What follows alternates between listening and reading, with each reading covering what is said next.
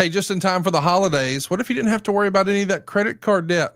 If you're feeling stuck making the minimum payments and you don't want to have to put Christmas on a credit card, we can help at savewithconrad.com. We routinely help our listeners save hundreds of dollars a month. Find out how much money you can save right now for free at savewithconrad.com.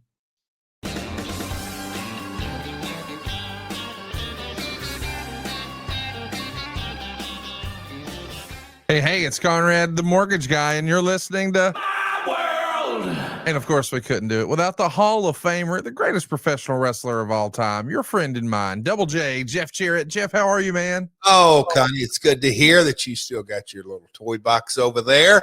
Man, oh man, I got a little head cold. We went from summertime, Saturday here, it was 72 and sunny and boats out to it's a little chilly today, Conrad, but all good. I hope people power through this. I hate sounding all nasally, but all good, pal. The world of wrestling never slows down, and I don't know what you got on your mind today, but when I looked at kind of this day in history, going back 10 years, 20 years, 30 years, we're gonna have a fun little show here.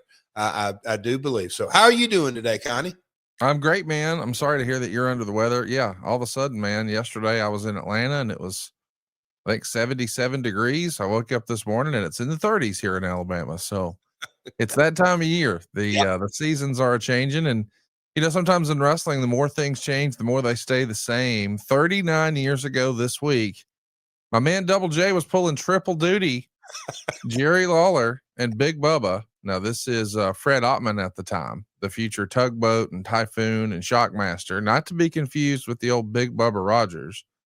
Either way, our Memphis Big Bubba is here teaming with Jerry Lawler to win the Southern Tag Team titles from Don Bass and Dirty Rhodes a week earlier. But Bubba turned on Lawler after the win, and now the tag titles are being vacated and they're at stake in a one-night tournament. We haven't spent a lot of time talking about this era of 1986, but if you're watching along with us over on YouTube, that's myworldpod.com. Take a look at this bracket for the Southern Tag Team title tournament. You see Jerry Lawler and Tommy Rich teaming up to take on Boy Tony and the Ninja. And then the names just explode from there, including some names you maybe didn't expect, like Paul Diamond, Pat Tanaka, Tarzan Goto, Akiya Sato, Tracy Smothers. I mean, there really is a who's who in here, and even names that you think you recognize, like Big Bubba, as we just said, that's actually Fred Ottman. And of course, who else would Double J be teaming with but Billy Travis? Just seeing these names has to be a blast from the past for you, doesn't it, Jeff? Conrad, and that's what I'm saying. I thought we'll have a fun show here today. I don't know where your adventurous self will take us, but leading off with this, I just chuckled to myself. You glossed over, and a book just came out. I have it sitting out there. Uncle Elmer, Hillbilly Elmer. You glossed over that name, but Conrad, November of 86. I started in April of 86. So we're 5-6 months in, and I'd really just finished the program, if you will, with Akiya Sato and Tarzan Goto, which was really my trial by fire, but 16, 18 straight weeks with those guys, literally 6 or 7 nights a week. It was, I look back on it, how lucky I really was to get that opportunity. But now Billy and we had teamed a little bit here and there, but it was very, very just, it was a, look at us two young kids there if you're watching on YouTube, but it was a cool opportunity as things kind of get going. And then one of the first things I remember, and Conrad, we could spend, not that it would be great podcast content, but man, we could spend a lot of times on just the people in this tournament that I was just getting to know. I remember the first time, and I had just really started working out. I was a basketball guy and all that, but getting into the gym, and Big Bubba went into the Gold's Gym in Madison, Tennessee. And to this day, he is still talked about in certain circles because a lot of us gym guys bounced around different gyms through the years. And I'm telling you, going back almost 40 years, there's some guys that I still see in the gym today that I saw way back when. But he put on a show one day in there. And, man, I can tell you, getting in the ring with him as a kid, he would toss folks around. He was so damn strong. But, yeah, this tournament, it does bring back memories and just the talent that was in there. Jonathan Boyd, a lot of people like who that's, I don't, when everybody thinks of the Bushwhackers, if they know any history before that, it was the Sheep Herders. And if you really dig deep in the Sheep Herders, Jonathan Boyd was an integral part of that. I know Luke and Butch, came over from New Zealand, but Jonathan was a big part of that and was a hell of a talker. He could drew a lot of money, a whole lot of money with his promos. And so just the tag tournament, we at this time, Tommy, he relocated down to Atlanta. But man, oh man, he apologies for the dogs. If you can hear them. There's the Sheep Herders right there in the background. I heard them. Good Lord. But anyhow, lost my train of thought, but no, this tag tournament was a lot of fun, but what an eclectic group. Yeah. Tommy Rich was in it. Anyhow, fun times, bud. I was just getting cranking in my career. And I think about this time, I know I remember kind of unique things. I bought a Volkswagen Jetta, bumper to bumper warranty, 2 years, everything. And man, oh man, I put a lot of miles on that bad boy. So anyhow, Connie, fun to kind of reminisce on this. You mentioned Jonathan Boyd. I know that's a name that's familiar to some of our listeners. Bigfoot, I have to admit, not a name I was terribly familiar with, but the name, the Sheep Herders, we know we had heard in other places. Did, your dad and Mr. Lawler just not subscribe to, like, I know at this point we have seen, a big Bubba Rogers on TV, on TBS, but this is a different Bubba Rogers here. This is Fred Ottman or Big Bubba here. And even the Sheep Herders, a lot of us would have been familiar with them as the Bushwhackers, but we know once upon a time they were the Sheep Herders too. But that wasn't that uncommon in the territory days, right? Talk to us about that. You specifically about, excuse me, that just the name of the Sheep Herders and how it was used. And you know what? If I would have maybe been feeling a little better last night or not watched that damn Steelers game or gone to bed early, I'm trying to remember the kind of the lineage, because as we know, I mean, later as both kind of as things evolved at one time, after this, I mean, Johnny Ace was a flag bearer. Bigfoot was gosh, I can't remember his backstory, but he was a young guy that Jonathan wanted to teach. So it wasn't any issue of Jonathan using the Sheep Herders, because I don't know if you want to say had rights, but I want to say, I don't know how those three were tied together. Man, it would come back to me if we did a little research, and maybe some folks can drop them in the comments, just kind of the lineage. But I think, I don't know if I'm answering your question specifically, but those guys traveled territory to territory. Luke and Butch had done work all over the world, but I know Puerto Rico, and, Luke settled down there for a while, but a really good, I mean, they drew a bunch of money in the early 80s. The Sheep Herders did with the Fabs here. Well, we saw that it's going to come down to this new version of the Sheep Herders, Bigfoot and Jonathan Boyd against Billy Travis and Jeff Jarrett. We haven't spent a ton of time talking about Billy Travis, but I know that you've always had a soft spot for him. I mean, he is becoming a regular tag team partner of sorts for you here.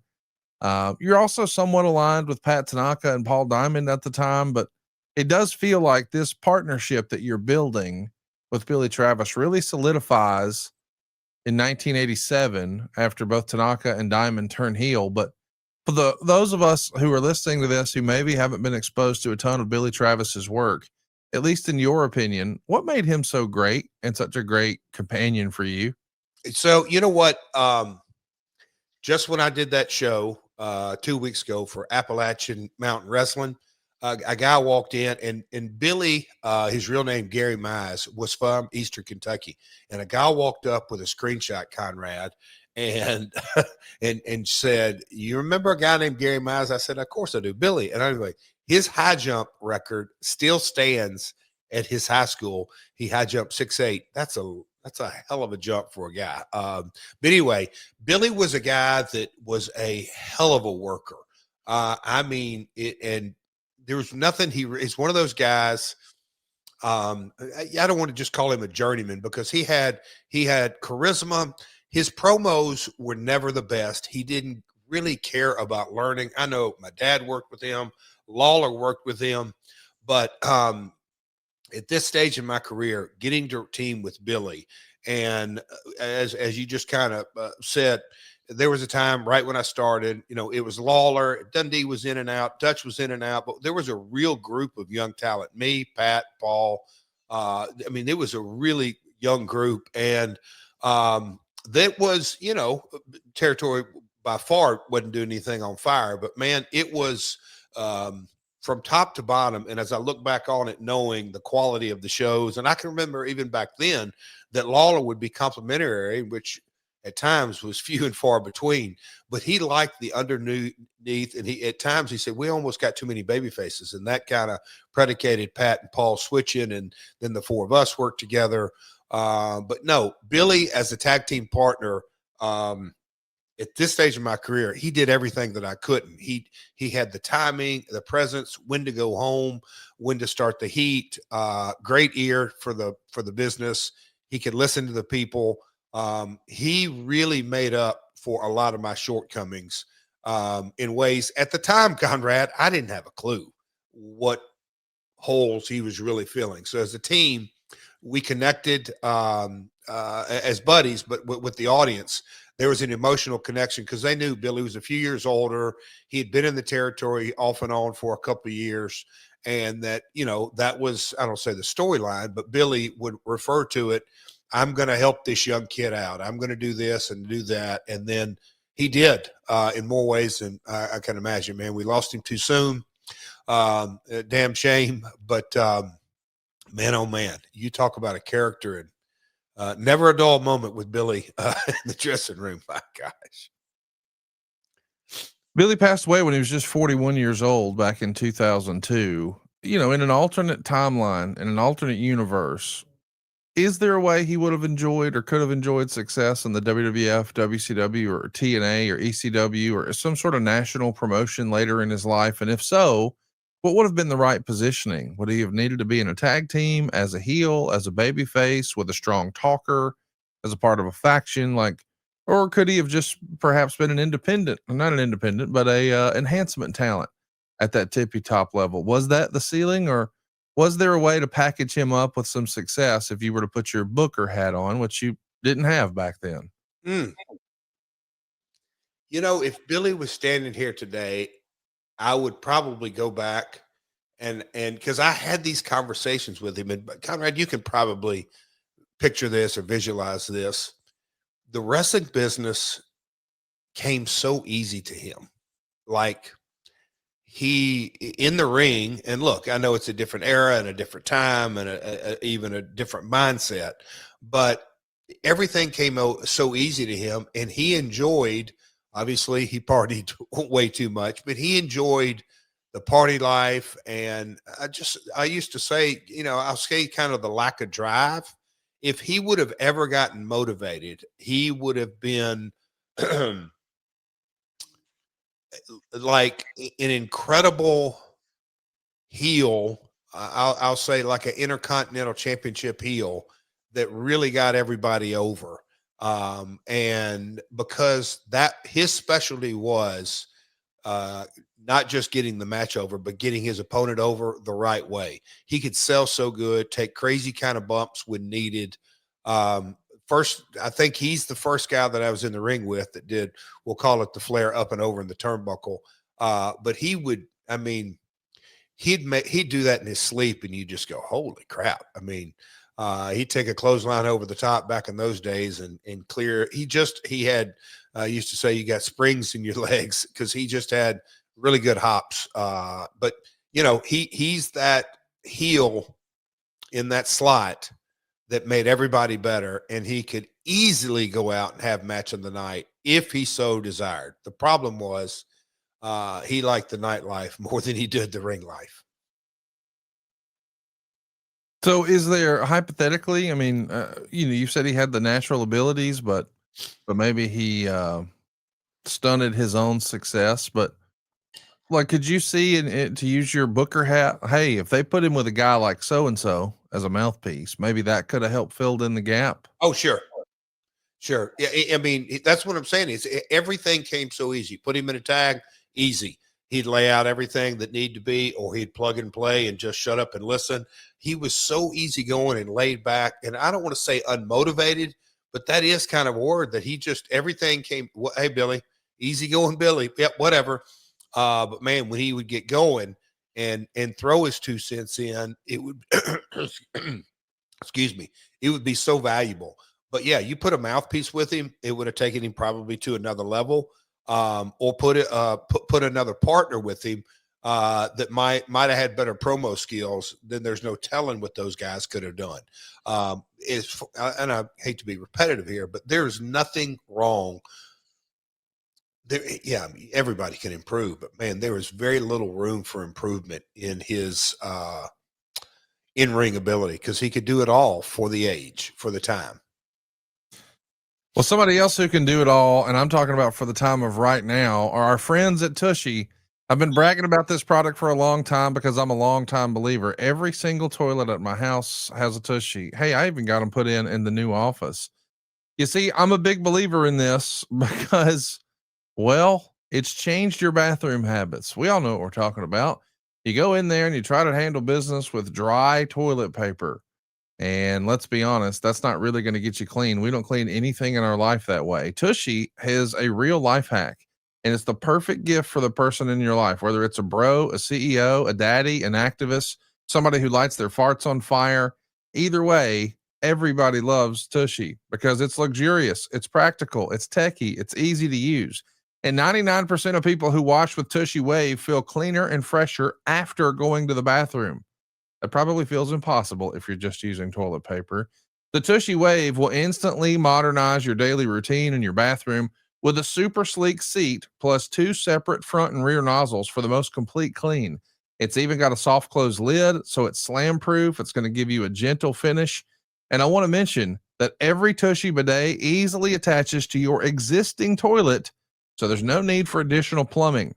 This is really daily decadence. That's right, daily decadence with practical benefits. It feels fancy, but it's so affordable, and it truly is a game changer. I'm talking to you if you've just been wiping endlessly with toilet paper. I want you to know that Tushy pristinely removes 99% of the bacteria, and it does it with only one natural ingredient. That's right, fresh water. Installation is fast and easy. It only takes about 10 minutes to get you going. Literally anybody can do it. And how about this? You can sit, cleanse, and dry using the built-in air dryer. Yeah, now you can go to the bathroom hands-free. People who make the switch to Tushy use up to 80% less TP. No more clogged toilets, and no more wasting your money on something that does an inferior job. And they really put their money where their mouth is. Every Hello Tushy bidet comes with a 30-day hassle-free return and even a 12-month warranty. Remember now, a-hole is only a naughty word if you wipe. Right now, for a limited time, our listeners can get 10% off their first bidet order when they use the code MyWorld at checkout. That's 10% off your first bidet order at hellotushy.com with the promo code MyWorld. That's HELLOTUSHY.com, and the promo code is MyWorld. So Jeff, we're talking so much old school today. I thought, hey man, let's go back 35 years ago and let's talk about a rare USWA TV taping at the Mid-South Coliseum. It was this week in 1990 where your dad was still in the period where he'd pulled the USWA out of Dallas. So the syndicated USWA Challenge TV show is now being taped at house shows in the more traditional Memphis territory, including this one, November 12th from Memphis, Tennessee. And what a card you had. King Cobra and Jeff Gaylord. Tojo Yamamoto beat Jamie Dundee. Danny Davis beat Joey Maggs. The Dirty White Boy, Tony Anthony, teamed with Doug Gilbert to pick up a win over Chris Champion and Brickhouse Brown. The Dirty White Girl beat Sweet Georgia Brown. Of course, that's Jackie Moore. And we had Eddie Gilbert, who's being seconded by Doug Gilbert, mix it up with you. And you had Jerry Lawler in your corner. And this was a Coward Waves the Flag match. That feels like some Memphis wrestling right there. Tell us about this. Coward Waves the Flag. You know, I was trying to dial in. Yeah, another kind of a fun era. A lot of stressful. The Von Erich situation. This was 89. What year was this, Conrad? 90. November 90. Okay, but and I believe this is where we went out there, got things rocking and rolling, and then Kevin and Kerry, things went sideways, and we had to, in a lot of ways, because the syndication was really up and running, we had to go create content. And so let's go do it. And it kind of had, I think this was a 2-camera shoot. And folks, a 2-camera shoot for a 1-hour episode is tough. You got the hard camera and then one handheld. We might have done 3. We might have hired. Anyway, the people in the arena, because we did them kind of around the horn. This one specifically, is this Memphis, Conrad? Yeah. Yeah, Mid-South Coliseum. We did the Mid-South, because I think we did one in Louisville at times. Anyway, we had to get content out, and this is what was already advertised from the Saturday morning show. And so it was more matches, and then a little bit confusing because the I guess you could say the format that we had used for years and years and years was, TV on Saturday morning and then come down to the Memphis, Mid-South Coliseum on Monday night and see them live. And the cameras were there, and they were picking up, but it wasn't, we certainly weren't shooting a TV show. So in this essence, there was a vibe like, all right, we got to go shoot TV. So a little bit more, and I'm not saying that we had to hit exact times by any stretch, but there was more conscientious of tag. And then, when you look at the coward waves the flag, Conrad, it was, if I remember correctly, a little bit confusing, because this may have been an era when Lawler was still heel in in Texas. And but I think I was babyface. It was a little bit of confusing. And we said, hey, it is what it is. We got to roll with it. But there it is. And the TV lights, and that isn't your normal average Monday night Coliseum look. We darkened the arena a little bit more than usual. But then, as we've covered on here, one of my first early favorite opponents in Eddie Gilbert, dug at side, ringside, and lots of matches with those guys. I want to ask you a little bit about another match that happened on this card. It's Jerry Lawler teaming up with Bill Dundee to beat Sheik Hassan, Sheik, Fabiano, and the Samurai. This was a handicap loser leaves town match, and Dundee pins Samurai. And this is Samurai's last wrestling match, as far as I know. Now, he's not losing, so he can return to New Japan. I think, as the story goes, Jeff, in real life, he'd fallen in love with a lady from Nashville, and he settled down here and opened up a sushi restaurant. What can you tell us about this? He was looking for love in all the right places in Middle Tennessee, wasn't he? Well, I don't remember all the details and ins out, because it kind of felt like it just boom. He was in, and then he was out, and he's done. If I remember, so I guess my familiarity was through the years. I already referenced Akio Sato. Tarzan Goto was the young boy that came, lived with Sato, worked a lot of matches. And if you follow Tarzan Goto, and you probably can be a better wordsmith here, he went on to have a pretty damn big career in a lot of ways when he went back to Japan. The next guy that came through, Hashimoto, and he was down in Shinji Hashimoto, he was down in Alabama. And I'm trying to think who came, but this gentleman came in. He wasn't in Tennessee long, and it was one of those things that Tojo, my dad booking and owning the territory, would get a call. Yep, we'll take him. He'll ride with Tojo. Tojo will show him the ins and outs and help him and all that kind of stuff. And then it was just like, no, he's finishing up. Oh, he's already going back to Japan. Nope. He's done with the business. He's out. And I don't think the sushi restaurant happened right away, but it was it. He tapped out of the business quick. I don't think he's the only guy even in the match to do that. I think Fabiano went on a working trip to Puerto Rico. He fell in love with a local down there and settled down there. Jeff, do you have any of your friends who fall in love when they're traveling abroad like this and say, you know what? I don't really even speak the language, but I reckon I'm going to move here. I have found what I'm looking for. What a great story this is. And I'm trying to think, was Fabiano buddies with Downtown Bruno? If he wasn't, he'll one of them. No, but I think there was some kind of connection that Fabiano was a Jersey guy, and he did, man. And look, it's just a different era now today, as the way things are traveled. And Conrad, I know me, you, and Cassio. One day in your office, we got into that studio and just how the business has evolved. But when you're in Memphis every Monday night, in Louisville every Tuesday, in Evansville every Wednesday, in Nashville Saturday, and you live in Nashville, and you're, a lot of times I would go up and back to Louisville on the same day at Evansville. So Nashville's, but guys would come in, meet different girls, fall in love, move, this, that.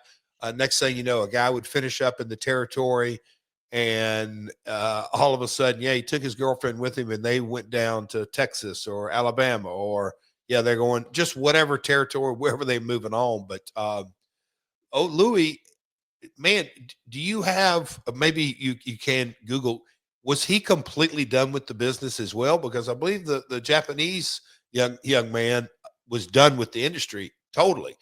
Did Lou ever make any more? I think he stayed in the business somewhere. Yeah, I think he stayed in the business. I'm just saying, here you got some Middle Tennessee guy working here, and one guy's from Japan, and he's like, nope, I'm staying here. And another fellow takes an excursion to Puerto Rico for work and says, Mom, forward my mail. I won't be coming back. Like, I don't know. I just think that's amazing, and I guess that makes sense. Like, a lot of people fall in love at work and they meet their life partners at work. I mean, that's a thing.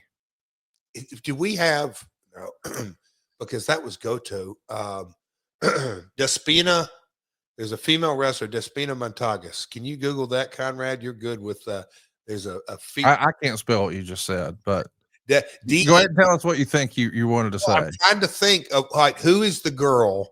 Who is the girl? Okay, I'm typing that in. Who is the girl? Let me spell Despina for you. Despena, Despina Montagas, Montagas. Okay. Now what? No, but I'm trying to think who's the girl that the young Japanese, the Japanese guy.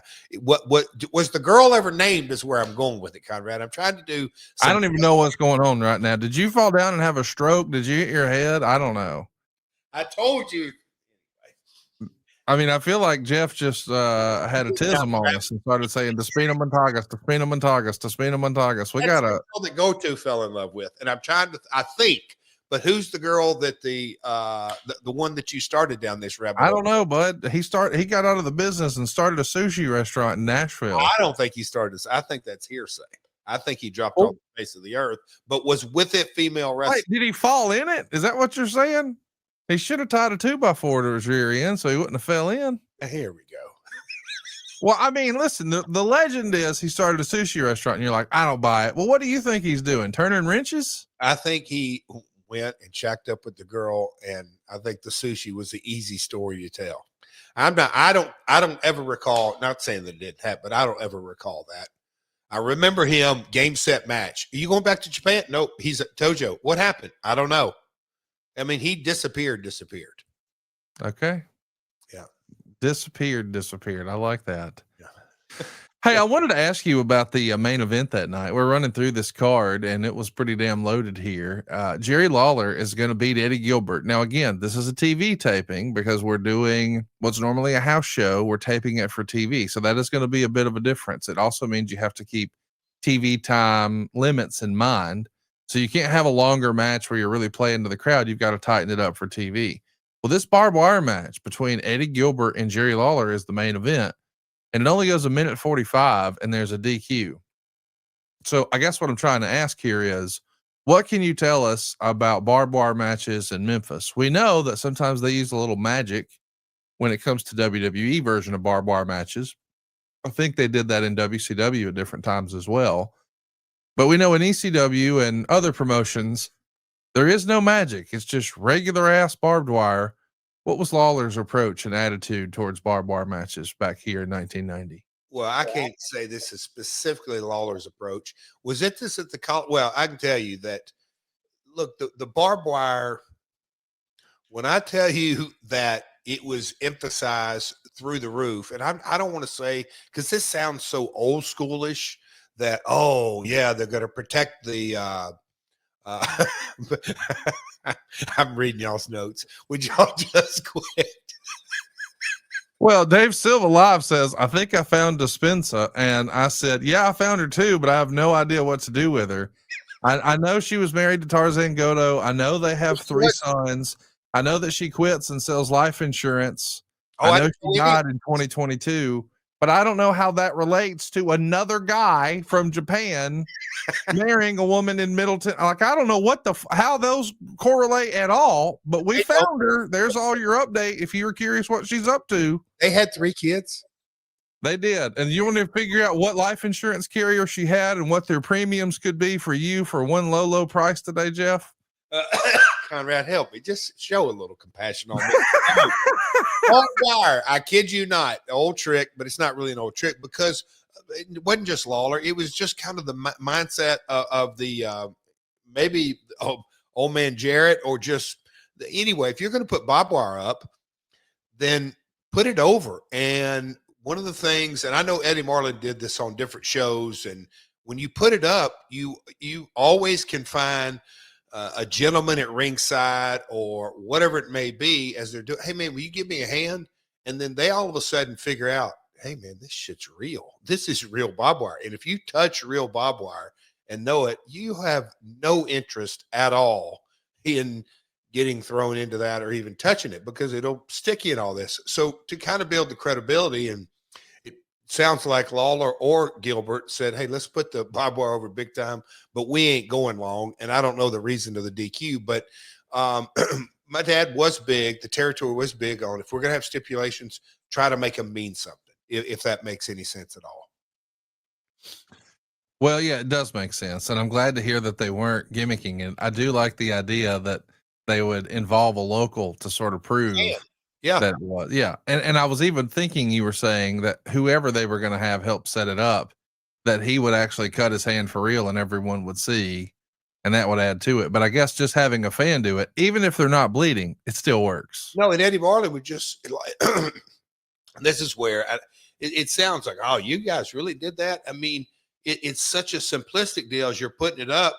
Eddie's sitting there, and whatever or whoever's putting it up, if there's a 12 or 13-year-old boy, hey bud, come here, help me out real quick. Can you hold this right here? And then all of a sudden you have 2 or 3 other guys up there. Then all of a sudden you go, oh, wait a minute. And you can just look at the kids' reactions going, hey, this is real barbed wire. And that's all part of, I always go back to this, kind of the emotional, that you can actually feel it, sometimes physically, but emotionally, when you see a kid up there, not even wanting to touch this damn barbed wire, it's selling it and putting it over. And I know it's a different time and a different era, but you know, as time went on, guys are like, yeah, I want to dive into that barbed wire, and I just want to be cut all to hell.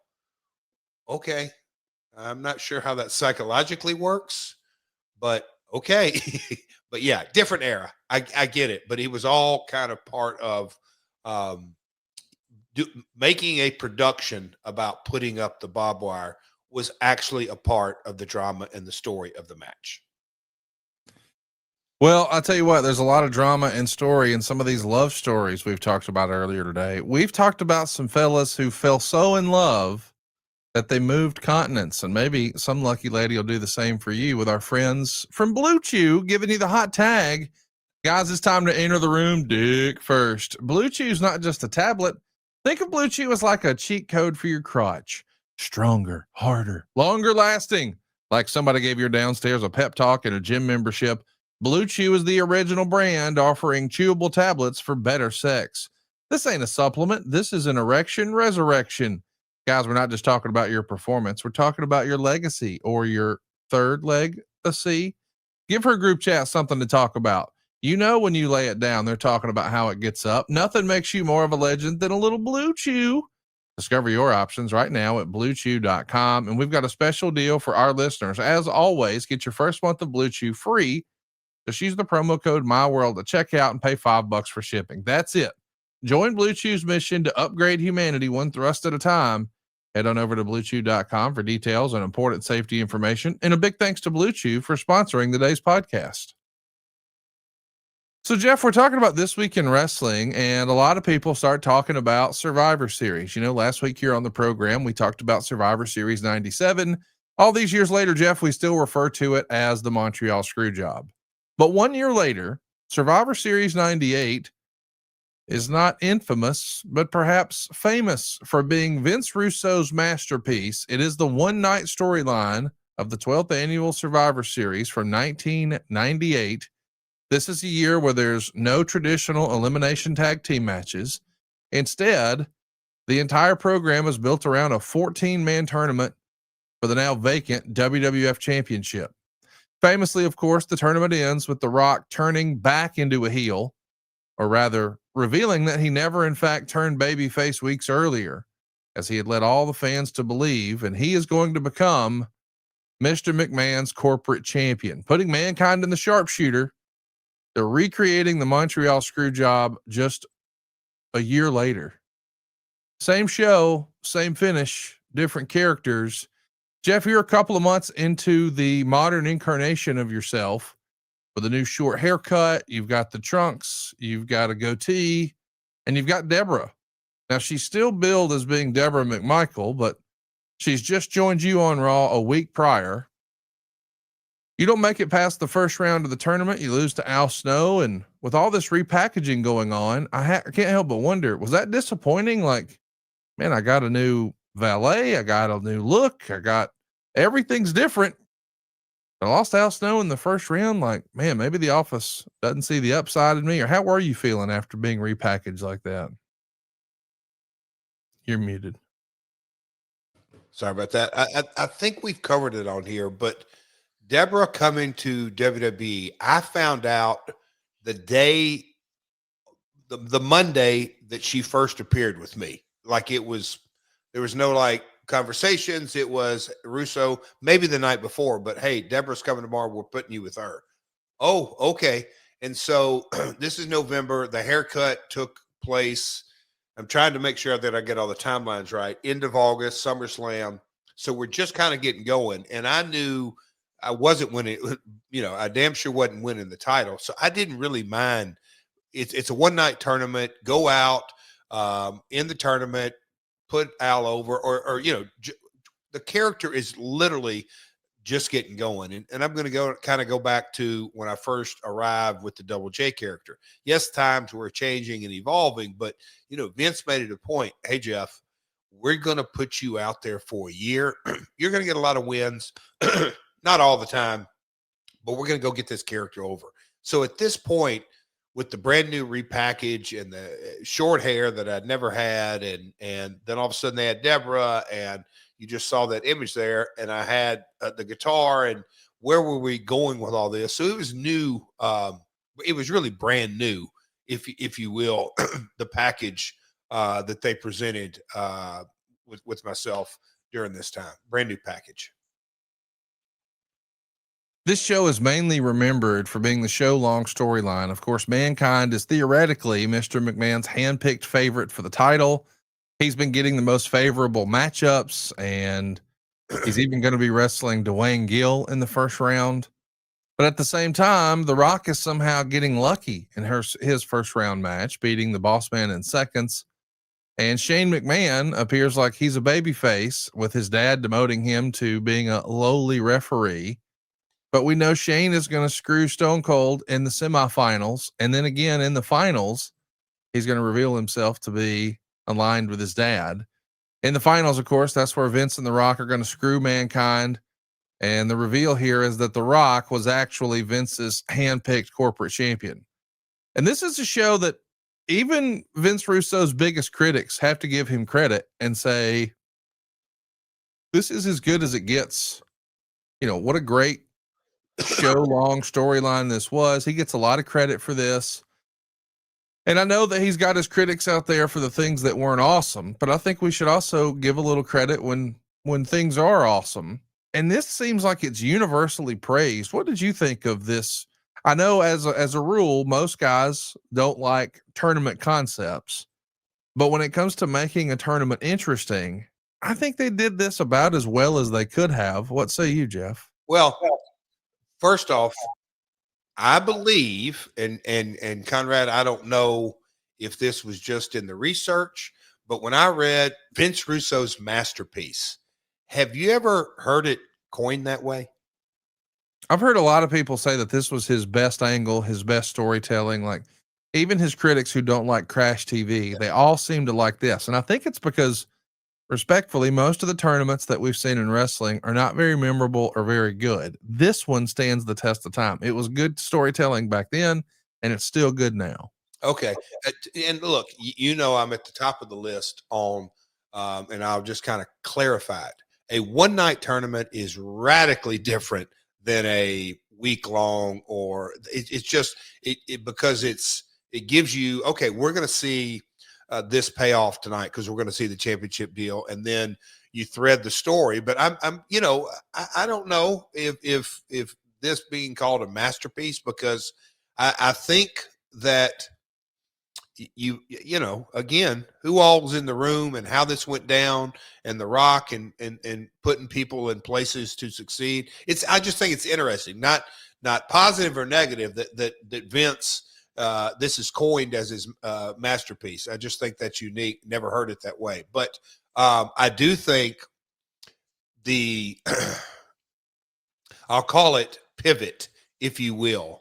And man, I got all kind of great feedback off last week, and there was some even on X, and I got a couple of comments on Instagram on Conrad, and I'm going to praise you too. Just kind of how you navigated through last week's episode. It was just a different look on it, and yeah, I thought it was, I don't say refreshing, but is interesting. And now we're talking a year later, and the pivot from Vince McMahon, play by play, the face of the brand under that set of circumstances. And now here we are a year later as the Mr. McMahon character, and the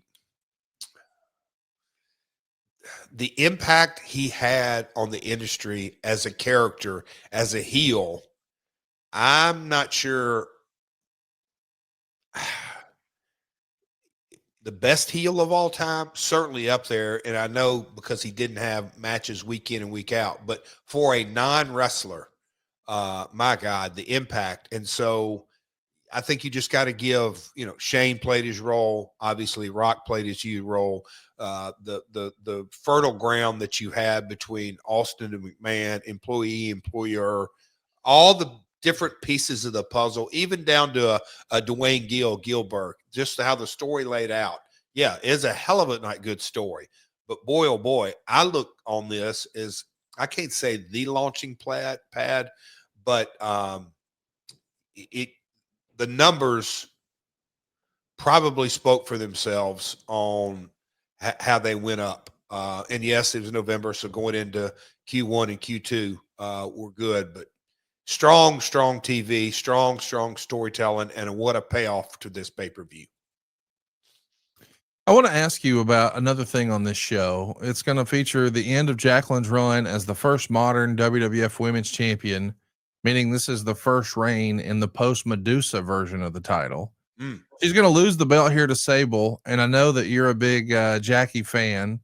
And I don't think that Jackie and Luna Vachon get enough credit for their roles in the rise of Sable. Like, respectfully, I don't think wrestling was ever something Sable or Rena Mero ever imagined she would be doing. She is going to become one of the biggest stars, but the two gals who helped establish her as a star to the audience that I don't think get enough flowers are Jackie and Luna. Don't you agree? I could not agree more. And you know, I can remember my old man and Lawler commenting on Jackie's, like, damn, she throws a better punch than everybody on the card.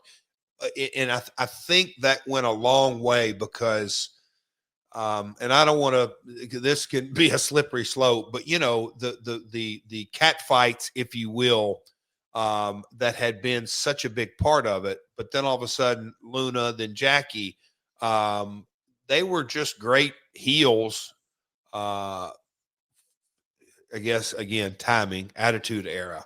And then you have Sable and just the dynamic and the bathing suits and the reveal, and Jerry Lawler playing a masterful role in kind of getting that whole vibe over as a part of the Attitude Era, like, oh no, we're not supposed to see this. They did a lot of things right, but without that heel, and that's why I was complimenting Mr. McMahon character, and you can compliment Jackie as well. It's very, very, very difficult to get a babyface over at any level without the right heels, and Jackie was a perfect heel for her.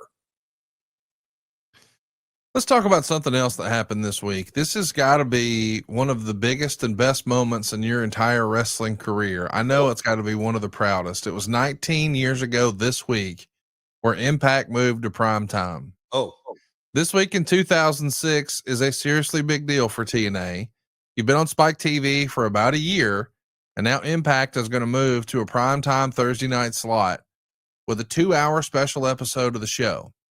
It is going to expand to 2 hours weekly in the fall of 07. But Jeff, to be in prime time on national TV on a Thursday night, and you do get this 2-hour episode to really stretch out and showcase what you can do. You're going to show Kurt Angle's TNA in-ring debut here, and he's going to beat Abyss. I mean, when you think back on this moment, this has to feel like a real watershed moment for you. Like, you've been tirelessly pushing this thing, it feels like, for years at this point. And it has to feel like, oh shit, we're going to make it, right? Conrad, I don't even, and you did a hell of a job there putting it into words, but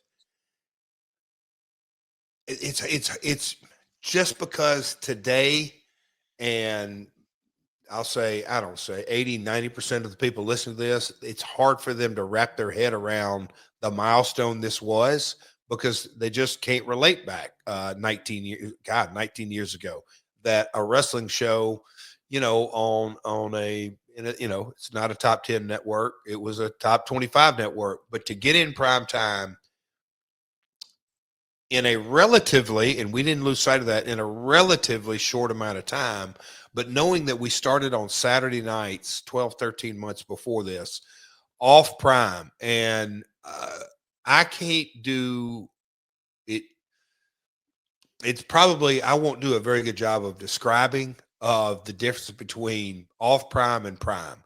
The networks internally, all they really care about, especially a men's general entertainment network, all they really care about is their prime hours, because that's where all the revenue's coming in, selling the ads.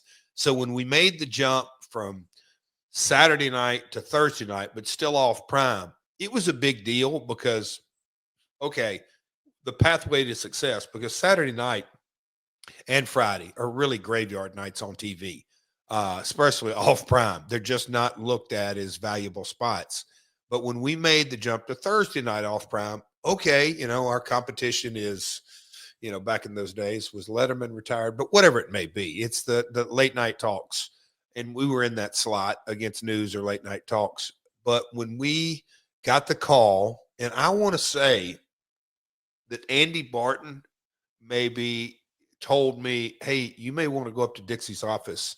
I think there's some pretty good chatter going on. And I don't, but anyway, I remember Dixie telling me, she's like, I think we're definitely going to move into that. And then getting the call, getting on the phone, and what's the move, and here's this and all that. Conrad, it was, I don't even know. It was like as good a feeling from a professional standpoint as you can get, because it was a set of circumstances, not that we earned our way, but in a lot of ways, we flat out did the grind and knew, and if you had been a part of the brand from the, the ups and downs in the early days, and then the Asylum, and then, Fox Sports Net, and then Saturday night, and then Thursday nights off prime, and then to make it to a prime time, Kurt had come on board. We were going to save him first wrestling for pay-per-view, and then what we were going to do, and how it all kind of came down. But Conrad, it was huge. It was, I didn't lose sight of it in that time, knowing that, man, oh man, if we can get in prime and just carry it, because we were succeeding in the numbers we were a bit well above what Spike was expecting, and we kept blowing through numbers that they were expecting. And I'm like, man, and I'm probably leaving out the biggest kind of part of it all, Conrad. By moving to Prime, we were guaranteed that Spike's internal marketing and advertising and promos department was going to get behind us. That they had it was a mandate. I mean, is what they do. If you're going to be put in Prime, you got to have the push behind it, and that's when the TNA commercials you really started seeing that across their network. And we knew we were going to get some other Viacom properties, MTVs of the world. That was TBD, but it was a big deal. I'm probably not. It was a huge deal. When you first started with Spike back in 2005 and the network, is first forging the relationship with TNA, were they giving you real benchmarks on how you could get, more opportunities or sort of upgrade TNA standing and get some real tangible upgrades, like a better time slot or longer shows? Did they say, hey, Jeff, if we could get to here, like, I know that you're big on goal setting. Did you have any goals that were understood? I was with trying. Spike as well? It's a great question. You know me well. I was trying to squeeze out of Kevin K any and every possible. What is the mark? What is the mark? And he was always, I don't want to say vague, but hey, Jeff, we're happy. Keep doing what you're doing. Hey, we're happy. Well, how happy can I get? What they would never really come out and look. And I'll give Kevin, we're still buzzing today, and we talked not long ago but I'm how old was I then? Late 30s. Me understanding ratings and numbers. I was early in my to really drill down on it, and knowing that, okay, what Kevin really has to take in account when we first got there on Saturday night, what else is airing? What's the competition? And then move to Thursday nights. All right. Are the number, where are they at? What's the competition? How'd we do? Did you lose audiences? Did you gain audiences? I mean, CSI was a huge property for them and got big numbers. And, but that demo that they would carry wasn't exactly the demo that they always wanted, but it was massive amount of P2 in there. So they never gave us specifics, Conrad, but they were always encouraging. Then we like what we see. We like what we see. Do we have episode 1 what the numbers were? I just remember in the early first couple of weeks, Kevin K was very happy. Hey, I wanted to ask you, we're about 2 months between the announcement of Kurt Angle coming in and Kurt Angle having his in-ring debut. I guess I'm asking, was that strategic? It feels strategic. Like, hey, we know we're going to get this primetime move and we want to save Kurt Angle for the primetime debut, or was it just a happy accident that it happened that way? Yeah. I mean, literally, we've talked about it, Kurt's situation, WWE, we didn't know all the ins and outs. His manager, Dave Hawk, was in Orlando on other business. He came in the room where I dressed in the very first time, and I looked at him like, Kurt ain't available. He's under contract. He said, no, he's not, or wasn't going, whatever the wording was. So no, that all happened relatively quick, that his availability, and I won't be repetitive, but I'm at the restaurant on the water, and Bob Carter wanted to talk, and I left the family meal and walked up into the parking lot and had that conversation. So Conrad, that all happened on God's time. There was no strategic. When we knew that we were going to have the opportunity to get him, we went after him. It's exciting to think about Kurt Angle coming in here. It's also exciting to think about you having 2 hours here on this special. We know it's going to expand to 2 hours eventually, but this is your first time with 2 hours, and we've never really spent any time talking about this. But I think most wrestling fans are conditioned now to live wrestling really being a 2-hour show, whether it's SmackDown or it's Dynamite or it's Collision or it's Raw or whatever. But once upon a time, Raw was an hour, and so was the first incarnation of TNA on Spike. How challenging was it in the mid 2000s to try to run a national promotion with just 60 minutes of TV, not counting commercials? 42 minutes, 44. Conrad, I can't say it's impossible, but that is and I'm telling you, to build a monthly pay-per-view card of, let's just say, 7 minimum of matches for a 3-hour block, 7 matches in 3 hours or 2 hours and 50 minutes, whatever it may be, on a 2-hour show is very challenging. I look back on this as we do this podcast and I enjoy the hell out of it. But when I look at the history of, while I was there, from, Spike days, 2009, 10, whatever it may be, of, are we going to go for ratings or are we going to go for buy rates? And the juggle of that, you take it back a step further and talk about going from a 2-hour to start with a 1-hour show. It is unbelievable challenging because you are got to get ratings. You got to get talent on there. And I'm not saying have to, but you want to get talent on there and expose it because you have to develop your roster. You also have talent that, it's okay. So what are we talking about next week? And then the next week, and then the next week, and a 52-week episodic television, you got to develop your roster. So Conrad, it is the single biggest challenge. I think I wouldn't have said that before we started the pod. I will say that now. I think that's the single biggest challenge we had of maximizing our, we can talk about creative and storylines and this and that, but maximizing the minutes we had. And are we going to be beholden to ratings or buy rates? And that is the biggest challenge I think that we ever had. Let's talk about why, Kurt Angle's making his debut here. This is going to be his in-ring debut for TNA, and his opponent is Abyss. And I know that we've talked about what a big deal it was for Sting to come into the promotion and what a big deal it was for Kurt Angle to come into the promotion. And we've heaped a lot of praise on AJ Styles through the years on this program. And certainly we've busted the real life Abyss's balls quite a bit. But what another vote of confidence. What more evidence is there that, hey, we've got one of our biggest and best investments and certainly brightest and biggest upsides in Kurt Angle. And we're going to show him off on a big primetime platform. Our first 2-hour, our first prime time. Who's the right opponent? It's Abyss. Talk to me why he was the right guy. And, I know in the creative room, we probably came up knowing my style. Hey guys, give me 3 potential options. But my gut tells me, going back in that time, I knew my mind was probably already made up because, look, Kurt, and the way that we were positioned him and going to position him as far as the brand goes, he was going to be the face of the brand. And a guy that had to have a big money match and have it pay off and just everything that goes with it. It was probably a unanimous vote in the room in that.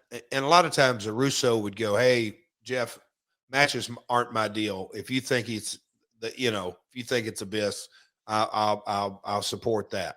But I think everybody had come to kind of a mindset that, yeah, Abyss is our guy. We're going with it because he knew how to, he always delivered on always delivered on big money matches.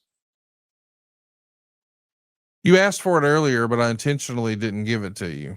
You wanted to know how many people were watching TNA's primetime debut on Thursday night, 19 years ago this week. Oh boy. 4 million. Get out of here. 4 million. Now, don't get me wrong. It did settle into 2.2, but there was a curiosity there. People were checking it out. People were giving it a chance. Damn. 4 million. You could combine a lot of WWE programming this week. What? I hear you. I'm not saying that the program was better. I'm just saying television was different. It was different. Huge difference. Yes. And I think sometimes people really hang their hat on a number like 4 million. And certainly there's a lot of pride for you, but in fairness, TV is different, but still 4 million. Wow. That's a number that even exceeded your expectations, right? That's why I wanted, Ted Gump, sorry.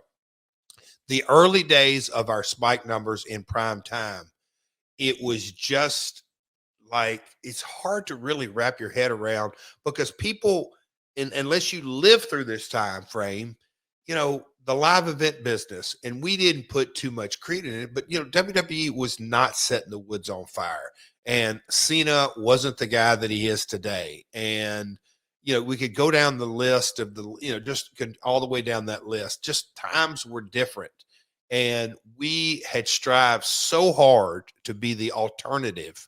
You know, what I'd gone out on that Labor Day weekend and tell Bob Carter, Bob, I know that you're doing comparables, and he had his finance guys do the comparables to WWE, and looked at just all those numbers upon numbers upon numbers. And I would always try to stress, Bob, they're number one.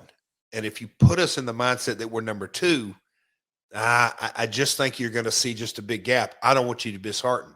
I know for a fact we could make a boatload of money, like a lot of money, by being a really strong alternative. And so if you get the mindset wrapped around there, and then when you talk about 4 million people watching or whatever it may be, but just knowing that, okay, this is what we started on the pay.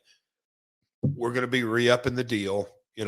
I know what cable television was paying by the hour, the range for our type of programming. And then you get into scripted and non-scripted and series and all that kind of different thing. But I knew that the amount or the bucket of money that we could go after, it just radically changed Dallas / Panda / Bob Carter's viewpoint on this entire investment. Because it is about, at the end of the day, it was always about black ink and red ink.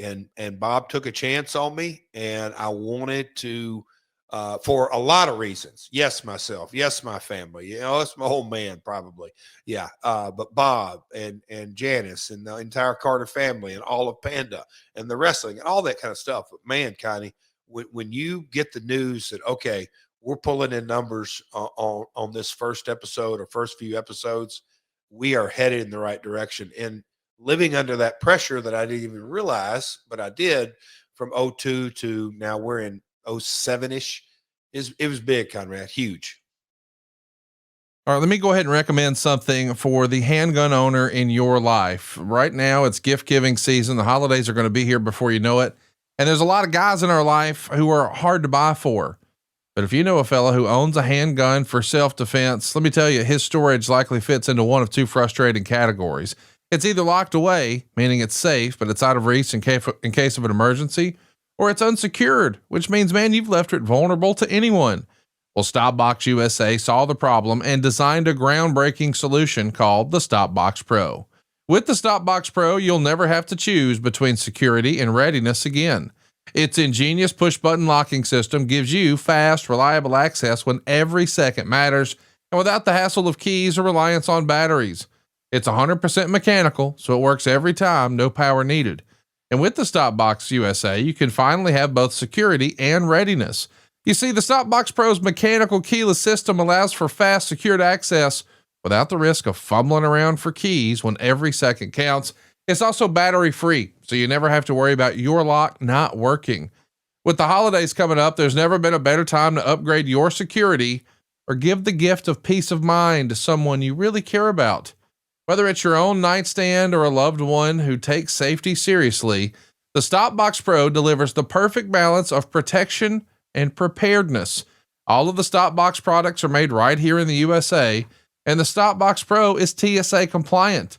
Stopbox also has an incredible innovative range of other products like vehicle safe and chamber lock and other essential gear to keep you prepared and protected wherever you are. The holidays just got a little safer and a whole heck of a lot more affordable. Right now, for a limited time only, our listeners are getting a crazy deal. Not only will you get 10% off your entire order when you use the code Jarrett10 at StopboxUSA.com, but they're also giving you a buy one, get one free for their Stopbox Pro. That's 10% off and a free Stopbox Pro when you use the code Jarrett10 at StopboxUSA.com. That's StopboxUSA.com. And the promo code is JARRETT10. StopBoxUSA.com. 5, 4, 3, 2, 1.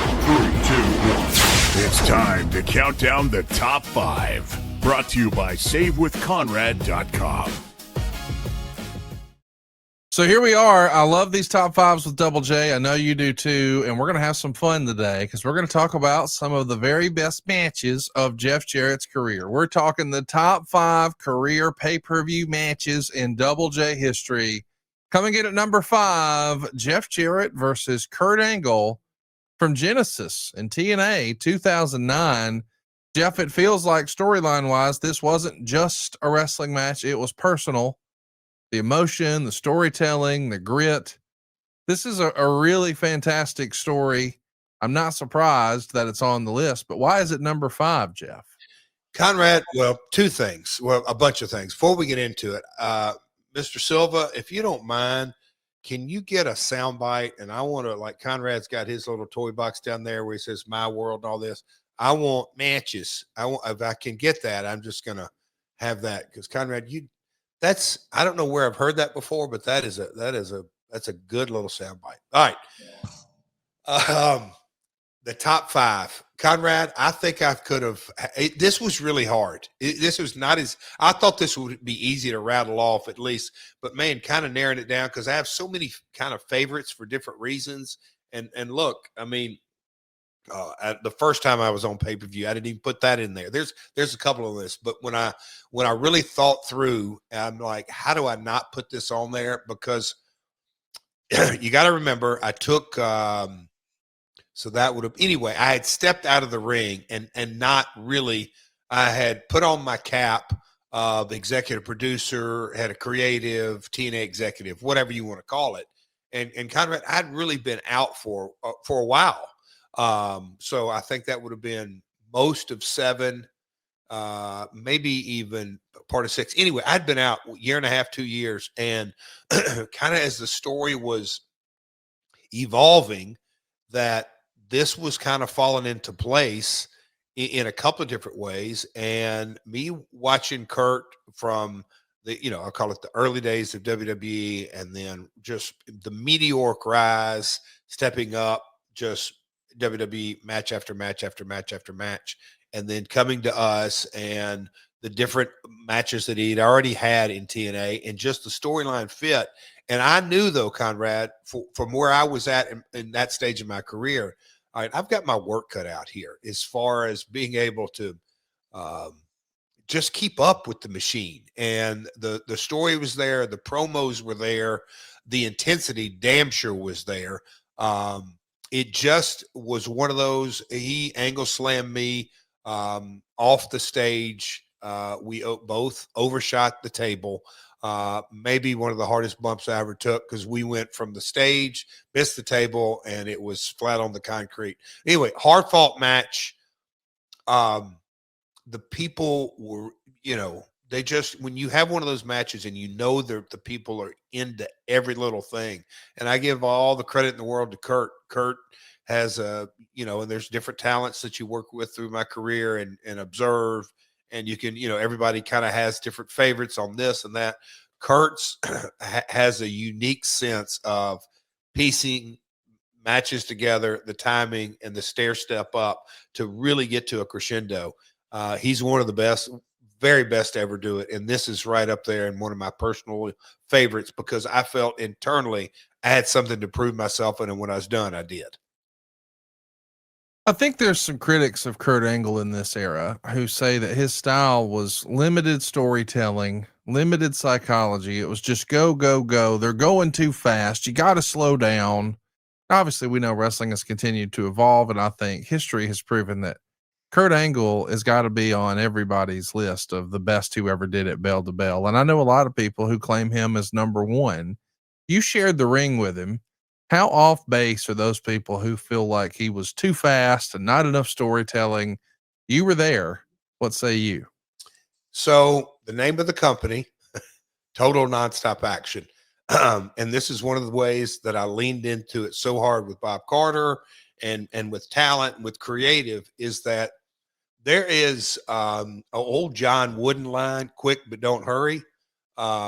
and it is, Bill Walton gives that speech of John Wooden kind of phrasing and all kind of stuff. But Kurt knew how to put a match in fifth gear, but nothing was ever missed. Nothing, the timing, the selling, the maximizing 2 counts or 1 counts or no counts or whatever it may be. I just think, and I get it, he may not be for everybody. I'm not going to say everybody is, but if you really know this industry, then I'll just say it. It's complete nonsense when you say, "Oh, Kurt went too fast." I don't buy it for a minute, Connie. All right, Jeff, I can't wait to see what's number 4 on your top 5 list of your best pay-per-view matches of your career.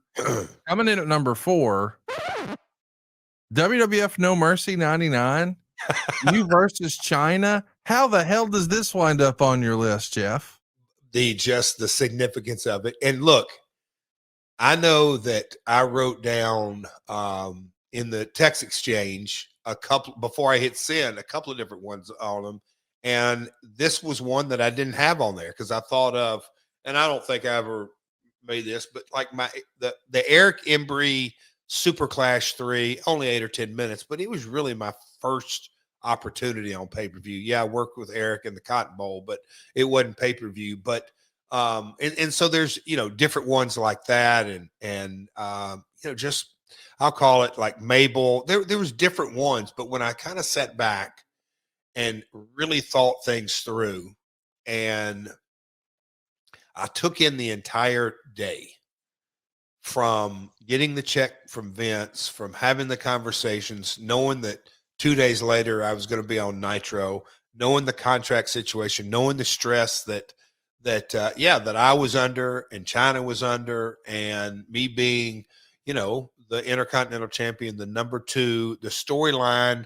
It goes without saying, I was the hottest heel in the company, and the timing was everything. And the layout and Pat Patterson being a part, and hey, let's put this in, and just the integration and China's character and DX and how she had risen really from, I'll call it a bit player. And I've said it multiple times. You take China and Road Dogg out of DX, I'm not sure you have the same DX. And so in the, you know better than me, but I'd say right up there, the top of the height of the Attitude Era and the crowning of the first ever woman being the IC champ.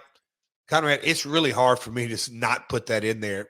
I hate to say this, but in a way, the historical significance of it. Look, it wasn't a 5-star, but it was certainly put butts in seats and made some transactional buys that night. There was an interest in that match that in a lot of ways, I'll do autograph sessions. It depends on kind of what city and what market. I'll still get comments about that. There's no doubt it's memorable, not just for the things that were happening behind the scenes, but what was happening on camera. Real wrestling history was made. But it is kind of fascinating to think, like, I mean, I know that people are going to get on you a little bit when you say it, but you said, well, it goes without saying I was the hottest heel in the company. And when you go back and you look at the reactions to the crowds for your entrance and literally everything you do, I agree with you. But I don't know that everybody else, the fan base, or even maybe the office had reconciled that, because not only are you losing your quote unquote Intercontinental Champion, and granted you're taking care of business that night, but do you think anyone besides yourself was acknowledging that you were the hottest heel in the company? You had more quote unquote heat than anybody at this point. I think it was if your question, I'm positive. Here's how I'm positive. Do you think Vince would have paid me had he not thought I earned it? I can tell you, hell no. Like, who are we joking? If he didn't think that I was an integral part and knew the heat that I had, and me putting China over was translating my heat into her run, like, and I'm not saying audience of one, but I know Vince knew. Like there's not even any gray area. Period. He could have easily said, you know, Jeff, we decided to go in a different direction, and that's okay. That's okay. We're going to have Miss Kitty and China in this match, and she's going to beat Miss Kitty in 15 seconds. And we appreciate you showing up, and good luck at WCW. The tide had turned. The war was being won. He was taking his company public. I mean, let's go down the list and maybe the reasons that he didn't have to. Vince absolutely was sure of that. I think if you ask a Patterson, yeah. If you ask certain individuals if they had to really sit and think about it and not give a political answer, you know, maybe not everybody would have had me at the tip top, but I'd certainly been right up there at the top. There's no doubt. The heat building into this, the Moolah guitar smash, the stuff we did overseas, just kind of the build, the Atlanta Raw where China was in the dumpster and I threw her off the loading dock. I mean, there was a build to it that went on for a couple of weeks and months. Conrad, does that make any sense to you about the Vince statement? Why did Vince pay me? No, I think it's a great point. I just don't think you get enough credit. Certainly within the office, or they would have handled your negotiations better. And I don't even think that the internet wrestling community, the quote unquote dirt sheets at the time, really gave you enough credit for being the hottest heel there. But I also wonder, was China getting another bad rap?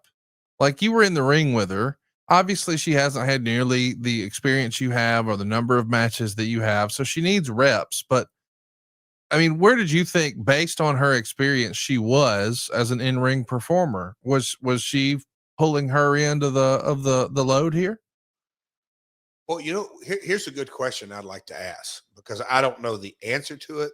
How many singles matches had she had in WWE up to that point? I don't know. I didn't want you to answer that, but I was sitting there thinking maybe some mixed tags. I don't know, but not a lot. I'm new, and I'm going to say this as diplomatically or as humbly as I can. That's the type of match that I would go into saying, I've got to do my work, her work, and tell the story. We got to put all this together. She was great. She was in every position, showed the fire when she needed to do it. The false finish when I walked out and the people thought they'd gotten screwed, and just, you know, Teddy Long and just the cadence of all that. Just all of it. She did a hell of a job, But the expectation of her being able to do any more than she did, I don't remember me thinking, okay, no, she just didn't have the skill set. She hadn't trained for it. There was not enough reps. It wasn't her position. I mean, we all know her role in DX up to that point was the heat spot, and she did it great. And so now it's time to have a one-on-one match. Yeah, I never expected her to do any 5-star stuff. I can't imagine she had more than 20 matches by this point. I do want to ask you, whose idea was the fake out finish here? Is that yours, an agent, Vince? Pat Patterson. And I was going to say, if you go back and look, when Pat and just how all that went down, and to me, clever maybe is a word, because when we did the false finish, I mean, the arena erupted. They were like, you've got to be freaking. I mean, it was perfect.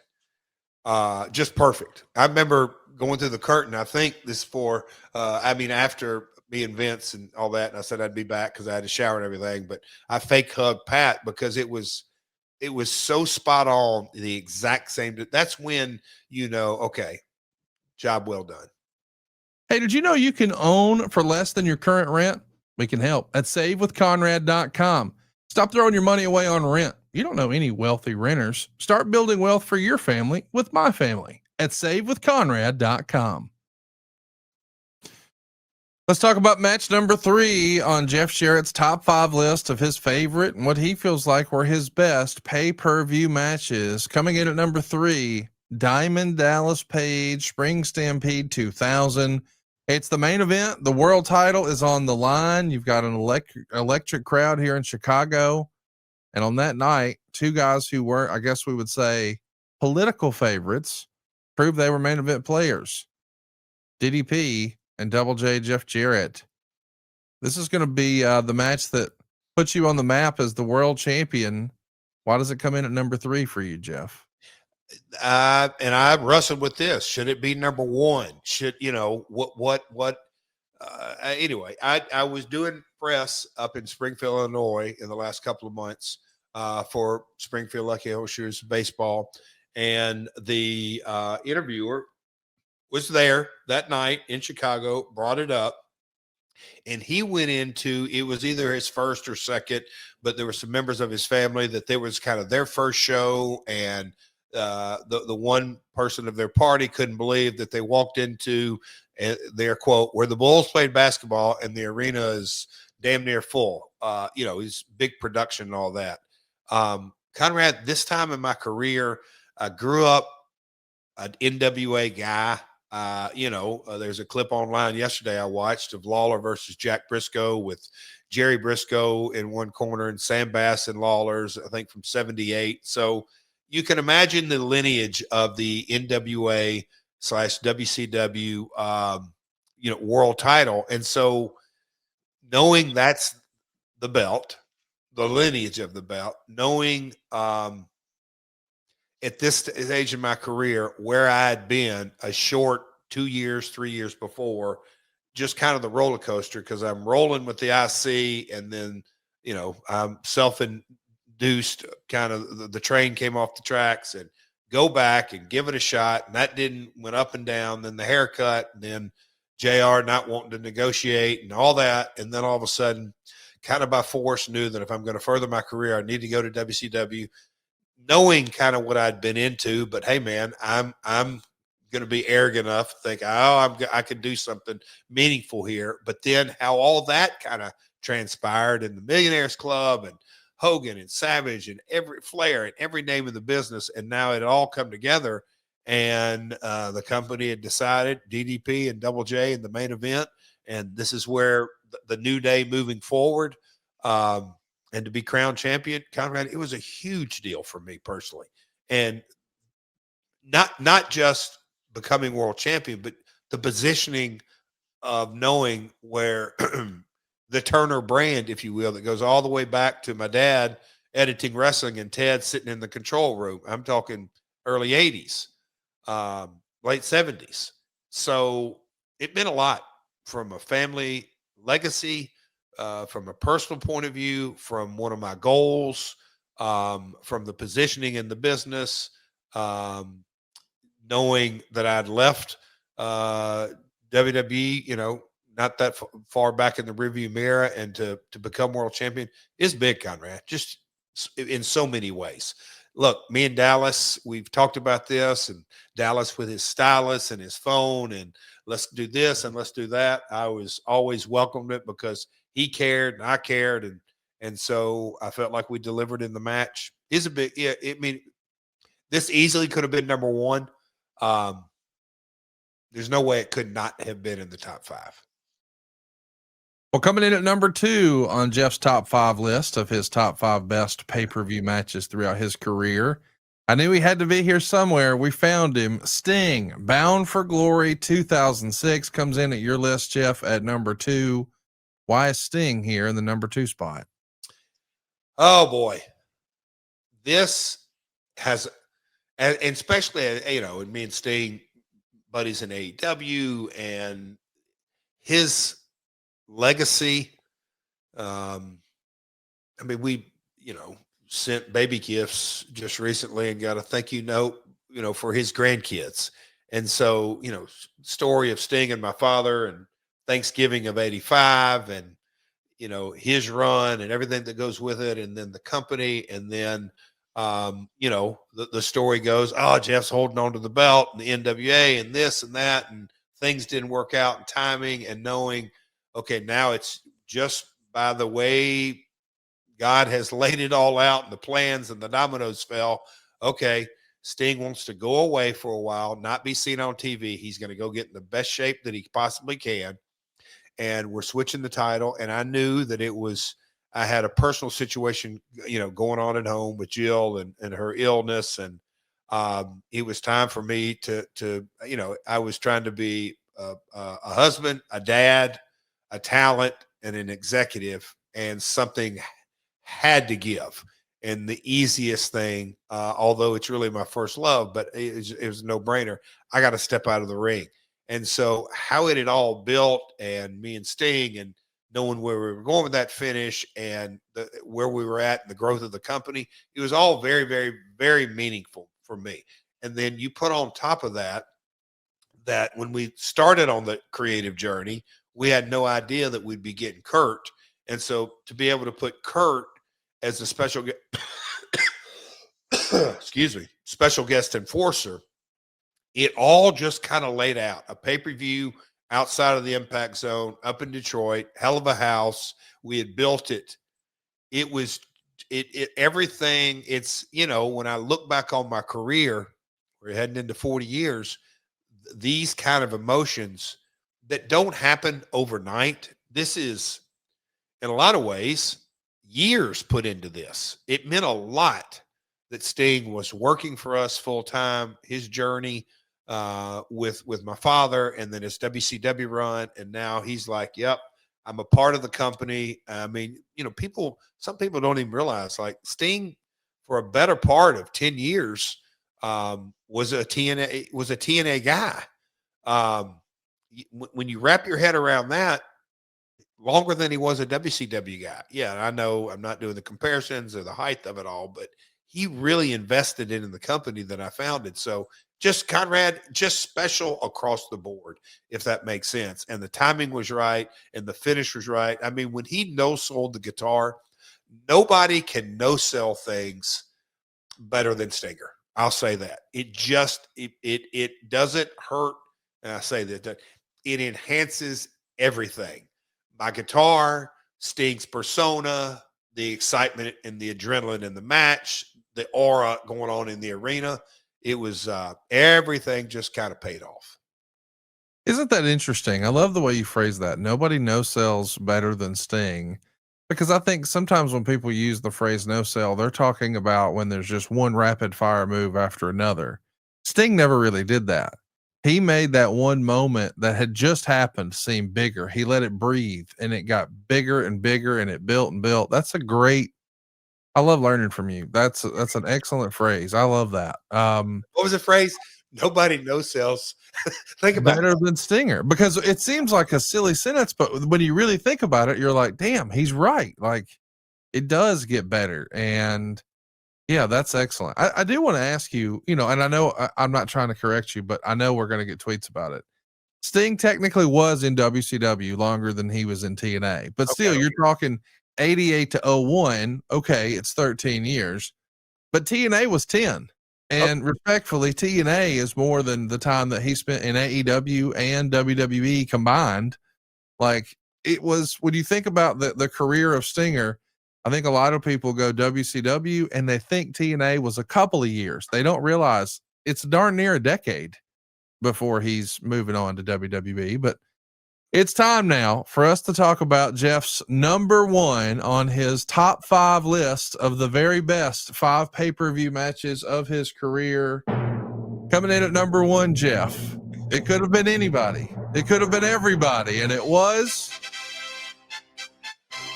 Shawn Michaels, In Your House, number 2. If you're a longtime listener, it's probably no surprise that Jeff called this number 1. This is your all-time favorite match, right, Jeff? Yeah, because look, I mean, we've talked about it. The tag matches that me and Shawn against Razor and Diesel, Razor and Kevin, Scott and Kevin, with Road Dogg out there. My singles against Scott Hall. It's hard to put into words what this night meant to me, because And look, this shot that you're seeing right now on the YouTube feed is the beginning part of the match. But if you go back an hour in this night, it's a pay-per-view, and Vince let Double J do the singing part of his shtick, if you will. And Double J singing live in Nashville, which I wanted so bad to be kind of step one of the whole progression and not get revealed. But that was that character, Double J, started in Bruce Pritchard and Kerwin Silfies and Jeff Jarrett in downtown Nashville shooting, what was it, 10 vignettes? Ended up being 11, and we did a compilation, made it 12. But, shooting the vignettes all over Nashville. Those vignettes run. All of 94, you're out on the road and establishing the character. Get into 95, win the IC title. And then as things were rolling, then all of a sudden Vince wants to shift gears and I think take the title off Backlund and then get it on Diesel and then Diesel to Shawn. And I mean, things are moving and grooving in all kind of ways. But for Vince to kind of put that confidence in WCW was down in 95 at this time. WWE, the new generation.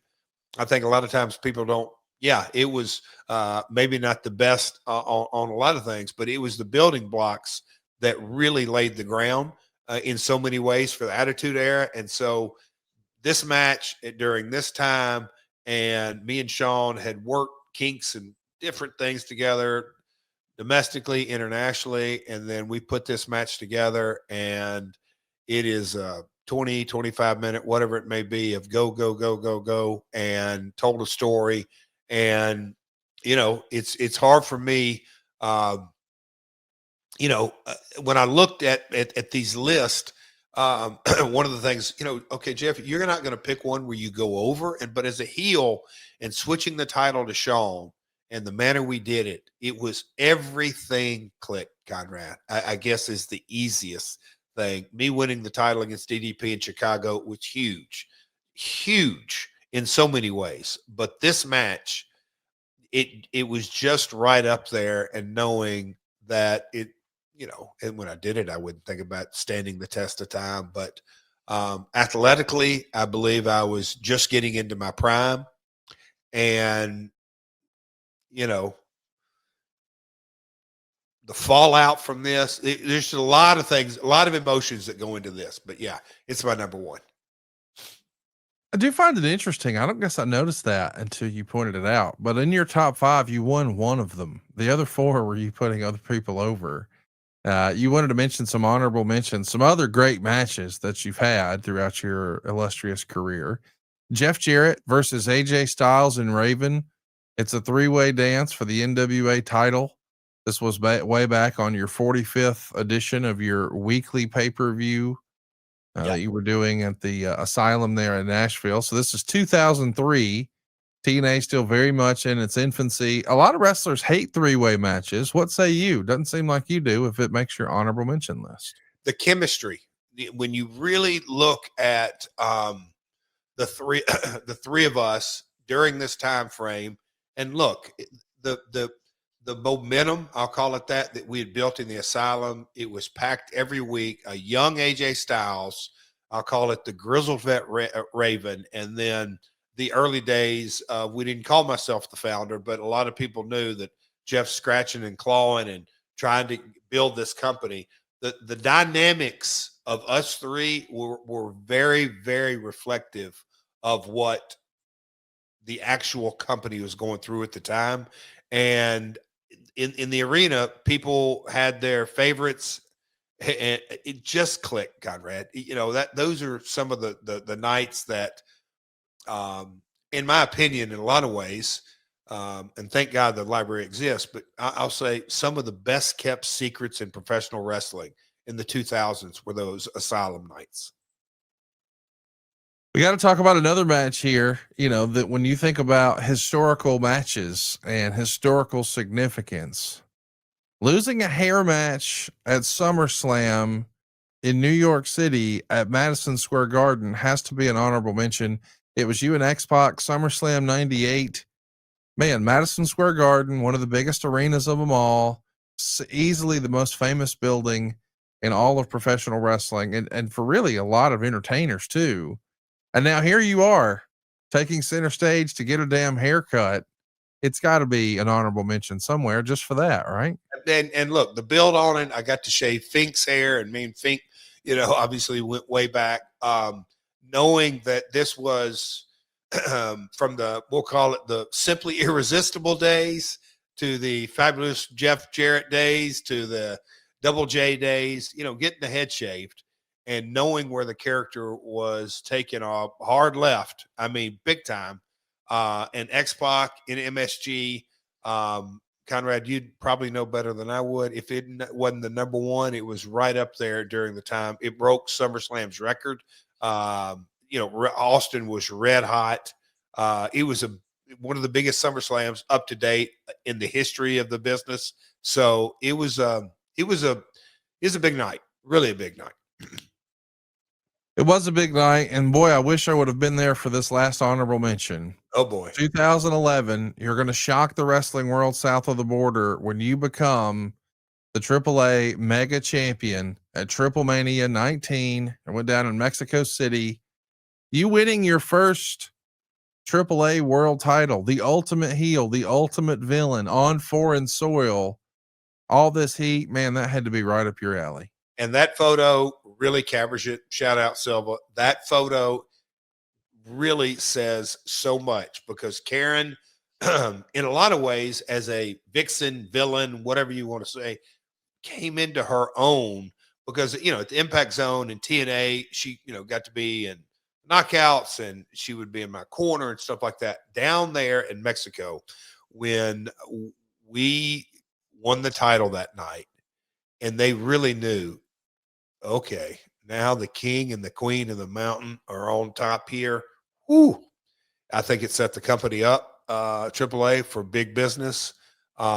It was, huge night. I mean, it was really, this could have easily moved into the top 5, but I know some people like the Asylum days aren't really familiar with my runs in Mexico, but it was a big deal and held it to the point, the longest reigning non-Mexican talent up to that point that it ever done. So it was a very successful run that I'm very proud of.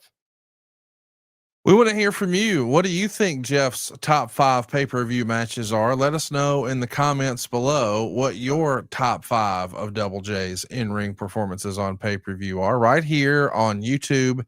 That's myworldpod.com. Hey, speaking of which, we hope you're listening to our podcast today on a brand new pair of Raycons. If you are, I'm going to tell you, we sound better than ever. And this message is sponsored by Raycon, and Raycon's everyday earbuds have become a go-to gift for the holidays.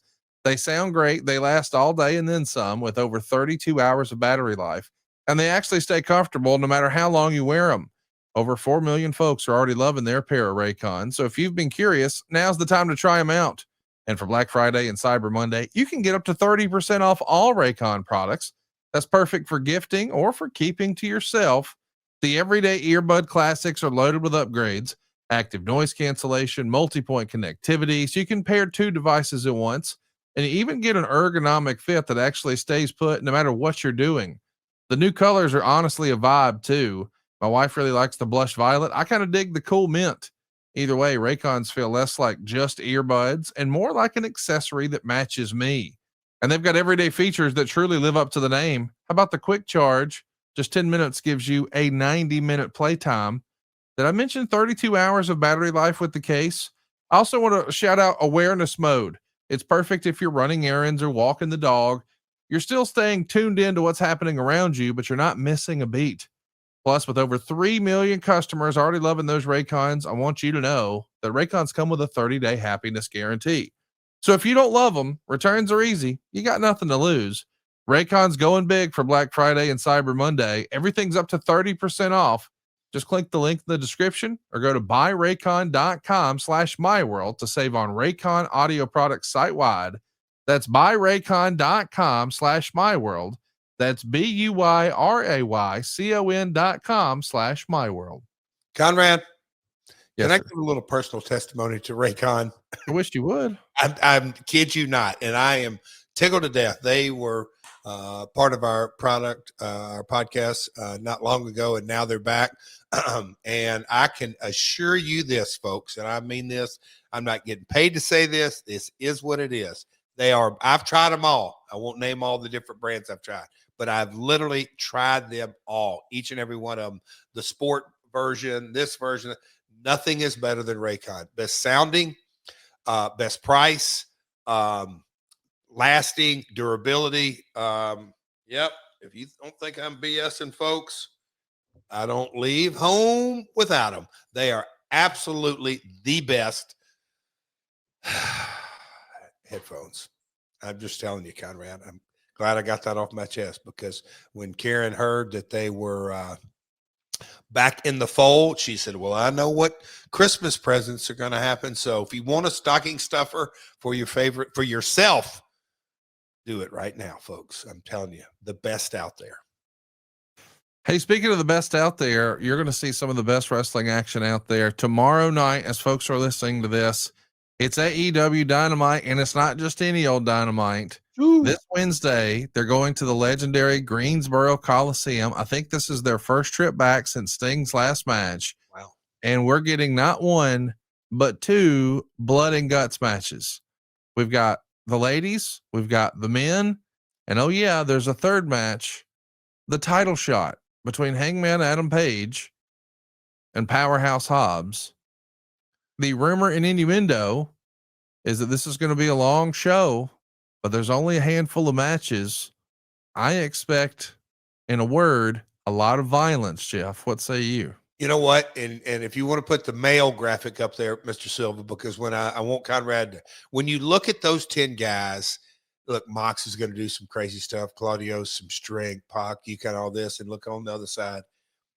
My gut tells me, yes, Darby's a daredevil. I have, in this neck of the woods, as they say, I've got an inkling that we're going to see my man Briscoe do something that he's never done.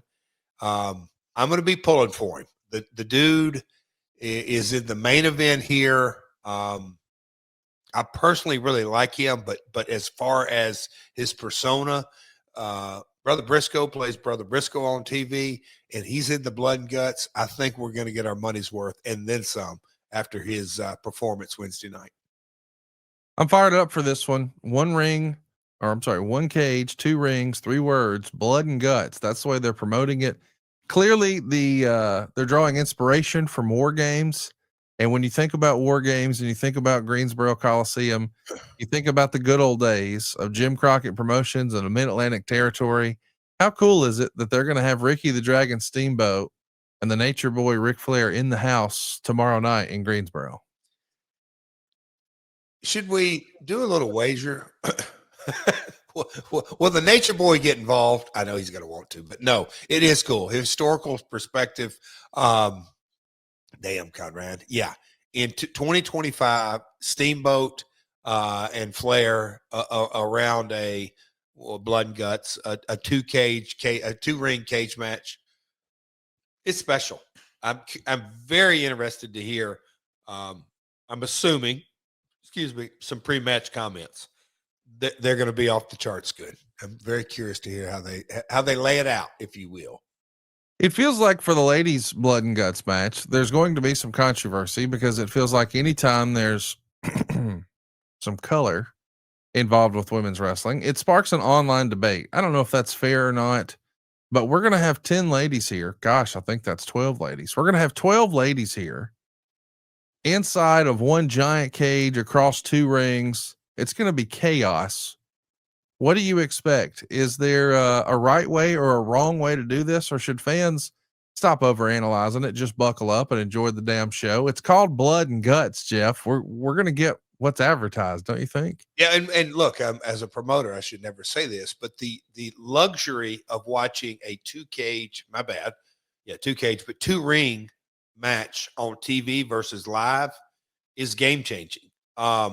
It is, in an arena, and you have 2 rings, and look, there's a lot that goes into it, and it's not always easy, and it's kind of can be obstructive, but on TV and the camera placement and everything that goes with it, you have, God, 12 ladies in there.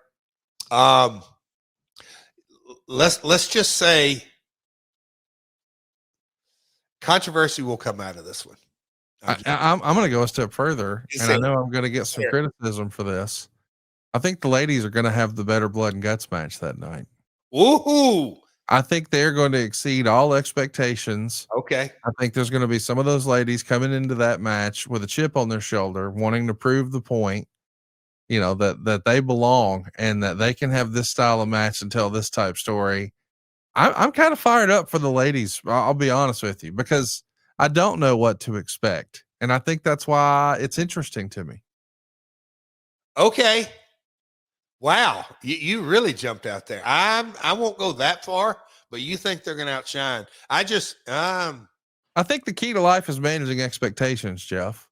Okay. And I think there's going to be a lot of people who tune into that men's blood and guts and they expect it to be the greatest cage match of all time. That may be an unrealistic expectation. Yes. Hell, we won't know until tomorrow night. But I've heard from a few of my wrestling friends who were like, I don't know about the women. And I'm like, are you sure about that? I'm become that guy on the meme. Like, that's exactly what they want. If people are underestimating these ladies, I hope they go out and steal the show, and I hope they exceed all expectations, Jeff. I'm pulling for them. Okay. We'll see. That's why they play the game. Hey, speaking of playing the game, listen, we're probably both going to get some tweets about this, or at least some text messages, I feel sure. But I got to ask you. What are you getting me into, Conrad? I can just tell by the look. Look, we hadn't talked football. Not going to talk football. Wait, wait, you know what? Let's do talk football for just a second. I want to ask you this. How cool was it in your household knowing that Cody is such a big Steeler fan to see his dad in a Pittsburgh Steelers singlet on CBS? He had to be thrilled with that, right? Well, if you know codes like me and you do, nothing has really taken the place of taking that L, but he loved it. No, that was cool. Cody takes losses so damn hard, but yes, it was very cool. Man, Cody, look, he was watching during the day games, Conrad, yesterday. He's watching Penn's hockey because it's Pittsburgh and he's all fired up. But yeah, it was cool. I'm curious how all that went down. But we'll find out. But yeah, good for Codes. I mean, good for Kurt. It was a cool little spot they did. I want to hit some high notes about 4 little pieces of news here. We'll go with the least controversial first. Okay. It's been revealed that Okada is going to be Tanahashi's last opponent. These are 2 guys you're very familiar with. I know you spent a lot of time with Okada in TNA and certainly got to know him a little bit when you were helping behind the scenes with New Japan. I know you've had a long relationship with Tanahashi. We know Tanahashi is on his farewell tour, much like John Cena. We'll talk about Cena here in just a moment. But Wrestle Kingdom is right around the corner. We're less than 2 months away from the New Japan equivalent of WrestleMania. And it's been announced when Okada showed up at a New Japan TV taping last week that he is going to be Tanahashi's final opponent. So this is a big deal because you've got Okada returning to New Japan after 2 years away. And now we know January 4th, Wrestle Kingdom, Tokyo Dome.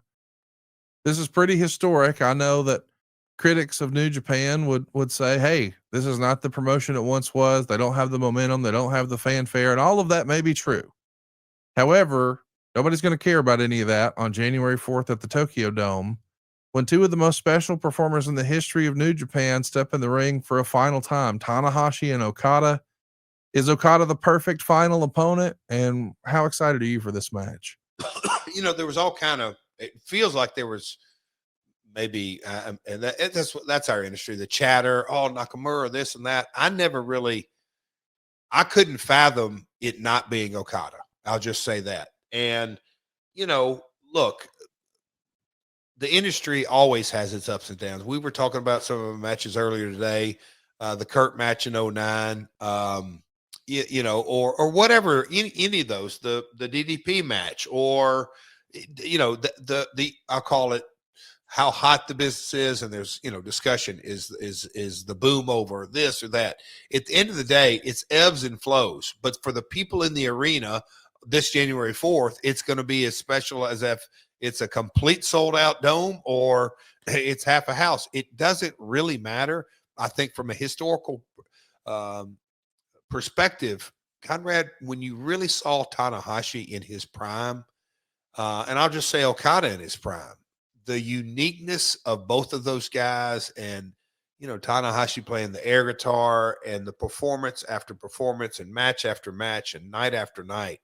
That guy, I mean, a machine. I know in America, it's just it's a different culture, different time, the awareness, but trusted from old Double J in his day, in his home country, Tanahashi. To me, you can go back generation after generation after generation. I don't think there's been anybody better. He's right up there with the greats of the greats from Japan. I, for one, am looking forward to Wrestle Kingdom. I'm looking forward to seeing Tanahashi's last match. And when I was first being introduced to Tanahashi, when you started working with them to allow there to be English commentary, thanks to our good old friend JR, I heard over and over again, people were trying to draw the analogy that, hey, Tanahashi is like the John Cena of New Japan. As you and I have been recording today, it's been revealed that tonight, as we're recording on Monday night, so by the time folks are listening to this, they already know what happened. John Cena tonight, as we're recording, is appearing in Boston for the very last time as a WWE in-ring performer. And there's been rumor and innuendo that he was going to be challenging Dominic Mysterio at Survivor Series for the Intercontinental title, but it's been revealed it's happening tonight in his hometown of Boston. This has to feel special. I was telling my wife earlier today that, hey, we're going to have to watch some Monday Night Raw tonight. And I knew the follow-up question, why? Because, Megan's not a huge wrestling fan. We don't watch a lot of wrestling together. And I said, well, it's John Cena's last match in his hometown. It would be like if the Nature Boy knew he was going to have one last match in Charlotte. It feels special. Can you even try to wrap your head around what a guy like John Cena might be thinking about tonight? Like if we were to tell you, okay, Jeff, tonight you're live on Netflix challenging for the Intercontinental title in your hometown of Nashville, and this will be the last time you wrestle in Nashville. When you just pile that on, man, that's kind of a head F, isn't it? John is, man, you can't even put it into words. Pro's pro. He's going to go to work. He's coming in there to Beantown, and he's going to do what he's done for match after match, year after year after year. He's going to get the job done. Wow. Very interesting. Very interesting. They're doing it tonight, and that's his. Yeah. Boy, oh boy, there's going to be a lot of emotion in that arena. Can't wait to see it. And I'm also wanting to talk to you about two other pieces of news. We'll hit some WWE news, and then we'll finish with some news that, well, you and I are probably going to get in trouble over. Oh, come on. I want to ask you about West Side Gun. I know that you had the pleasure of meeting West Side Gun a few times, and I know you've seen some of his shows with his promotion, Fourth Rope. I don't know that you're a big Griselda fan, and you were up on Benny the Butcher and everybody else, but he's been a very vocal, very loyal supporter to the WWF and AEW and just pro wrestling in general for a long time. Pro wrestling. Yes. And he's used a lot of samples in his rap career of old WWE audio that was fantastic and really added to my fandom. And it's really how I was introduced to him years ago. And now I guess that relationship has turned left with WWE. As the story goes, this past Friday night, he was escorted out of the building. WWE allegedly kicked West Side Gun out of a show and sent him a cease and desist over using wrestling references in his songs and album covers. He's had to since update the cover to his Heels Have Eyes trilogy. And he was quoted as saying, I made WWE look cool when at the time people thought it was nerdy. You may have seen West Side Gun sitting front row at WWE or AEW shows. I mean, just blinged out, both wrists and the neck.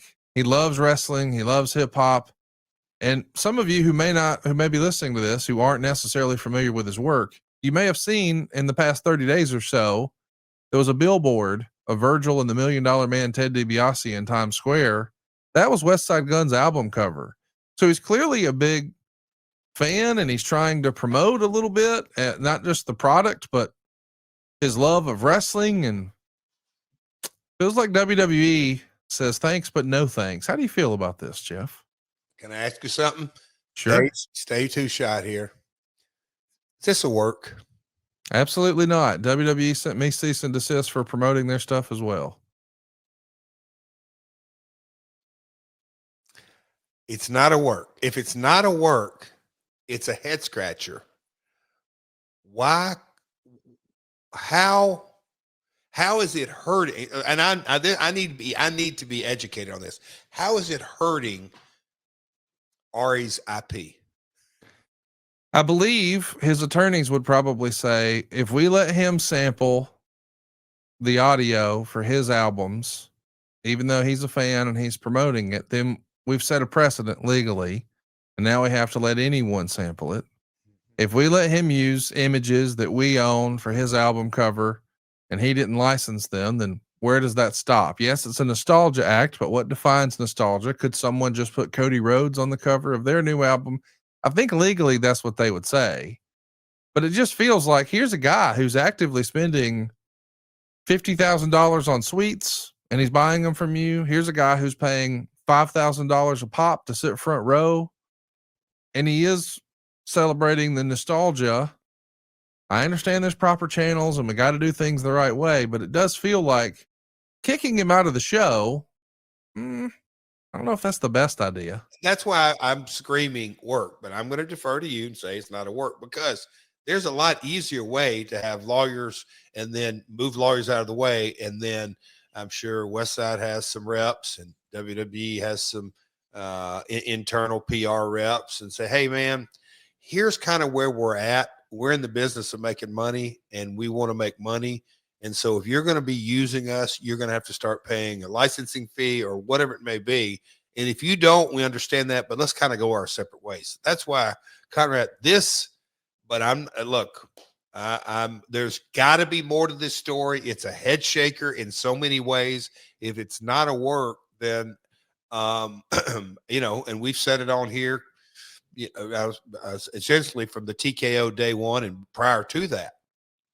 Is this a part of the education of the industry that obviously A, they don't care about, but B, only time will tell if this was a good decision or not. I just think if they really just matter-of-factly threw the guy out, I don't see the upside into that under any circumstance. We're in the business of, it's like the political thing. Stay away from it. Why piss off 50% of your audience? I don't know. I'll end with this. Something is not adding up at all. My family's promoted wrestling for 3 generations, and I know it's not the same on every case, but my God, can't you find a better solution than to just tell the guy you're out? And maybe there is more to this. Maybe he said, no, I'm going to keep doing it. I'm going to do it. And, I don't know, but I don't know, Conrad. Not passing the smell test, my man. Well, I'll tell you what, life happens fast. 1 minute you're driving home after work, and the next you see flashing lights in the rearview mirror. Your heart skips, your hands tighten on the wheel, and you start asking yourself, what do I do now? That's when you need someone on your side. And with the Legal Buddy app, you can connect with a local attorney in seconds, not hours, not days, but right when you need the help. Whether it's a DWI, a car accident, a criminal charge, or even just a traffic ticket, the Legal Buddy app puts real legal support right in your pocket. Imagine having an attorney on call, ready to guide you through some of life's most stressful moments. This isn't a call center. It's not a waiting game. It's direct access to a lawyer who understands your situation and your community, and one who could step in right away. Think about it. When trouble knocks, do you want to face it alone? Or would you rather have the confidence of knowing a professional is already on your side? That's the peace of mind that Legal Buddy gives you. And here's how easy it is. Download the Legal Buddy app at legalbuddyapp.com. Register today and use the referral code LEGAL for your chance to win a $250 Amazon gift card. Life is unpredictable. Accidents happen, tickets happen, mistakes happen. But when they do, you don't have to go through it alone. The Legal Buddy app, always on your side. Download the app today and enter the referral code LEGAL. That's legalbuddyapp.com. So, hey, Jeff, I'm excited to talk about this last topic because, well, everybody has talked about it all weekend long, and I've not asked you about it at all. But over the weekend, as the story goes, and I guess there's still details coming out, there were two ladies who were showing up for work at AEW Collision live in Houston, and maybe they weren't happy with their creative, maybe they weren't happy with the time of the segment and they wanted more time. Who knows what really happened, but boy, everybody's got an opinion about it. And I figured, I thought to myself, if I was going to ask somebody about walking out on a wrestling company, Oh, you stop it. Who would I ask? Who would be qualified to talk about this? And who better than Double J? Jeff, what have you heard? What can you reveal? I'm not asking you to get yourself in trouble here, but I'm sure you've got an opinion about all this. Chat me up. I knew there was going to be some kind of setup from you. So you're saying I'm qualified. Well, I've listen, I'll just be honest. Let's go to a 2-shot. You want 8 minutes for sure. So you're saying I'm qualified. Is that what I'm saying? I have to admit, I've never walked out on a wrestling company before. I only know a handful of people in the wrestling industry that I do podcasts with. Bruce Pritchard's never walked out. Jim Ross has never walked out. Tony Schiavone's never walked out. I'm running out of fingers and toes here. I'm just saying Double J has done it at least twice, maybe more. So chat me up. What happened Saturday night? What have you heard? Is there a right way to do it? Is there a wrong way to do it? Because I'm seeing a lot of people who are saying, oh, this is the worst thing ever. And then I'm seeing other people saying, hey, wait a minute. When Mercedes did this, people celebrated, but now they're not here. I'll admit, I don't know all the details. I don't pretend to know all the details, but I know everyone's got an opinion. Do you have one, Jeff? So I was not at Collision on Saturday night. I'll say that. And Yes. I have not spoken, Karen and Jay, but I have not spoken to anybody. I was cracking when you were leading me down the path, and it took me a few minutes ago. I'm like, oh, I know what he's going to go with it. Because, of course, I saw it online. I'm not armed with really any of the information other than what you said. I could not believe, I'll call it traction. My gosh, Conrad, you aren't kidding. So here's what I'm positive that I don't know, and I don't think people online or know, but what okay, first off, the Bayou Music Center, Conrad, is a music venue, and backstage is tiny. I mean, tiny, tiny. I read something on that. I'm like, okay, if they weren't working, and that I can see why, because, the headline, they left. Now, wait a minute. That can be taken two ways. There was not a lot of room backstage to begin with. So if they're not working on the show, they're actually doing people a favor to say, hey, I'm not going to crowd you with bags and this and that. Also, I want you to help me here. They're not under contract by any stretch of the imagination, right? I don't believe so. Yeah. So I think they're being brought as either a tryout or strictly enhancement, one of the two. And I don't know the conversation. Hey, can y'all work Saturday night in Houston? Yeah. Okay. I don't know any. There's so many details that I have a feeling that went between the talent and talent relations and that communication. And then, of course, the producer. There's so many variables that go into this. Conrad, you're kind of hanging me out to dry here in a fun-loving way. My contract had expired. You talk about me walking out and with the pea shooter and all that. I'm busting balls. I know, having fun with it. I just think there's too many unknowns, way, way too many unknowns. It's the world we live in, specifically in professional wrestling, that is hyper sensitive. I think had it been during the week and you have Raw and Dynamite and Collision headlines and maybe other little independent, whatever it may be, it being a Saturday night, not much going on Sunday, gave it more. I just think the traction kept picking up and the algorithms and all that kind of stuff. Conrad, I don't think anybody except, like I said, talent relations, producer, that's the core group that really knows what went on. I think it's that simple. I think much ado about nothing, unless, again, I'm not privy to any details at this time. But boy, oh boy, I'll say this. Those two young ladies got a lot of press, good or bad, out of the weekend. Is that a fair statement? Like a boatload of online press. Jeff, I'm so glad you said that, because here's where I was getting to. If this wasn't a work, we have just cracked the code on how to make people believe. I know that sounds crazy, but it's like this has taken on a life of its own. Oh my gosh. But now it's a slippery slope, because if it is real, I mean, I respectfully ask the ladies who did this, what did you think would happen next? You would walk out, and then other promoters would say, God, I want to bring them in. I hope they walk out on me too. Like, where do we go from here? And if you were to put on your promoter hat, and if this is real and someone walked out on you, where respectfully, they're not even under contract. They're trying to, most people, Jeff, as you know, as the story goes, if they're not under contract, they're trying to put their best foot forward to get that contract. And to instead walk out, like, it's like, wait a minute, where do we go from here, Jeff? Conrad, my brain sometimes hurt thinking things through, because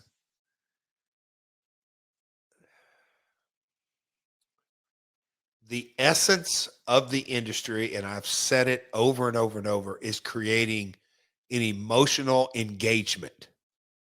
Well, how do you do that? Well, personal issues draw money, and you can bring that up to date. Personal issues, fill in the blank. The other kind of mindset is blurring the lines. Okay, Conrad, all of what I just said is frowned upon in today's industry. Blurring the lines. Nobody wants a personal issue. It's that's why I just go, what are we doing here, guys? The industry, and I don't, because then it comes out, oh, he's the veteran who, the old timer, the business has passed him by, all this craziness. And I'm thinking, folks, the real essence of what we do is getting people engaged. In the 70s, absolutely people, yeah, there were some that said, hell yeah, that's all real. But no, for the most part, no, they were engaged in the product. That's what it's all about. And so many times in today's world, we stumble upon a reason for people to get engaged, and just as soon as it happens, oh my God, we slam the door on that son of a bitch, so quit, and say, God forbid people buy into this. That's the last thing we want to happen. Conrad, does that make sense? Because it's so frustrating. Not that whatever silliness happened Saturday night. I'm talking about overall, the whole industry. Sometimes I think, what are we doing, guys? Get emotionally engaged. I mean, oh boy. Well, listen, I know you weren't there. I know you have no insight, but if this was your call, would you, and this was real, can you trust them now to do business? Do you try to turn this into a storyline? Do you lean into it, or do you go the other way? Hell yeah. I mean, look, again, I don't, like, some people, I'm trying to think who, no, look, my old man, multiple times, and I tell Idol right here in front of me, multiple times I heard story after story after story that my dad would say, he'll draw money, I'll make money. It's snowing outside my window, just FYI, Conrad. But Austin Idol, my dad would say time after time, you can't trust him. He's irresponsible. He's a snake in the grass. He's undependable. Like every negative connotation. But let's flip that. Yeah, I can make money off Idol.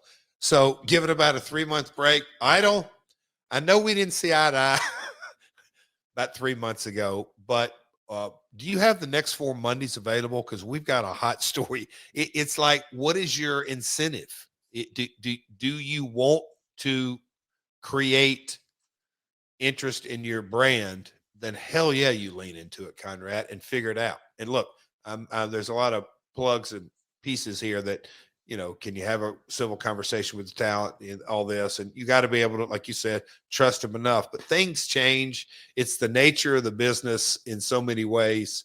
But yeah, does that make sense, Conrad? Yes, you lean into it.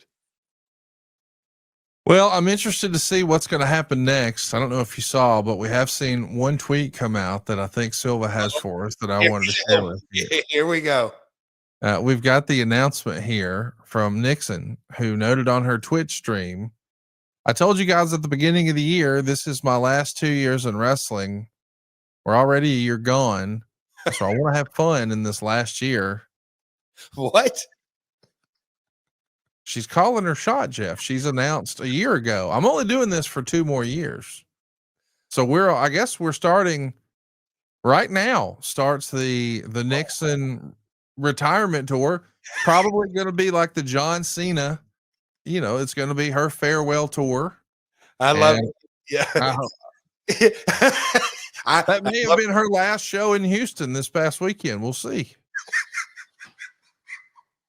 Why are you laughing, Jeff? Because it's and look, it is what it is. But look, You're tickled right now. I am. It's always tickled me because I always draw this analogy. You see the guy online. I am so freaking mad. I will never. I'm done with X. I'm done with Instagram. I'm done with this. Oh, okay. You hate it so bad, you had to come on here and announce to the world, look, if you're done with it, be done with it. We don't know, we don't care. Who gives a shit? Just go. If you don't want to engage on the platform, nobody held a gun to your head and said, hey, man, if you're really leaving X and Instagram, you got to tell the people you're leaving X and Instagram. Like, Conrad, it just tickles me to death that my favorite line about that, Jeff, is it's not a damn airport. You don't have to announce your departure. Is that in the comments? No. Oh. But I'm just saying, whenever someone says, I'm leaving Twitter, my favorite comment is always, it's not an airport. You don't have to announce your departure. You can just go. We're having a lot of fun here. Jeff is tickled. I can't wait for us to do this again next week. I'm sure some of the storyline will advance. Of course, next week we're going to be talking about Full Gear. It's right around the corner. It's happening next weekend. We might have a surprise, a little special. Okay, you got something special cooking. A little preview. All right, we'll be talking about that, and I think I have it on good authority that we're going to do an interesting top 5 for Jeff. His top 5 best hands. So think about that. The craftsmen of the industry, the unsung heroes of the industry. Who are in your top 5 best hands? Let us know in the comments below. And stay tuned next week when we hear from the one and only, your friend and mine, Double J, Jeff Jarrett, right here on My World. Peace.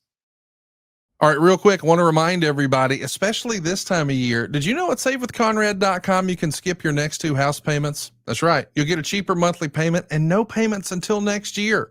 How about a little Christmas vacation from house payments? That's right. No payments in November or December at SaveWithConrad.com.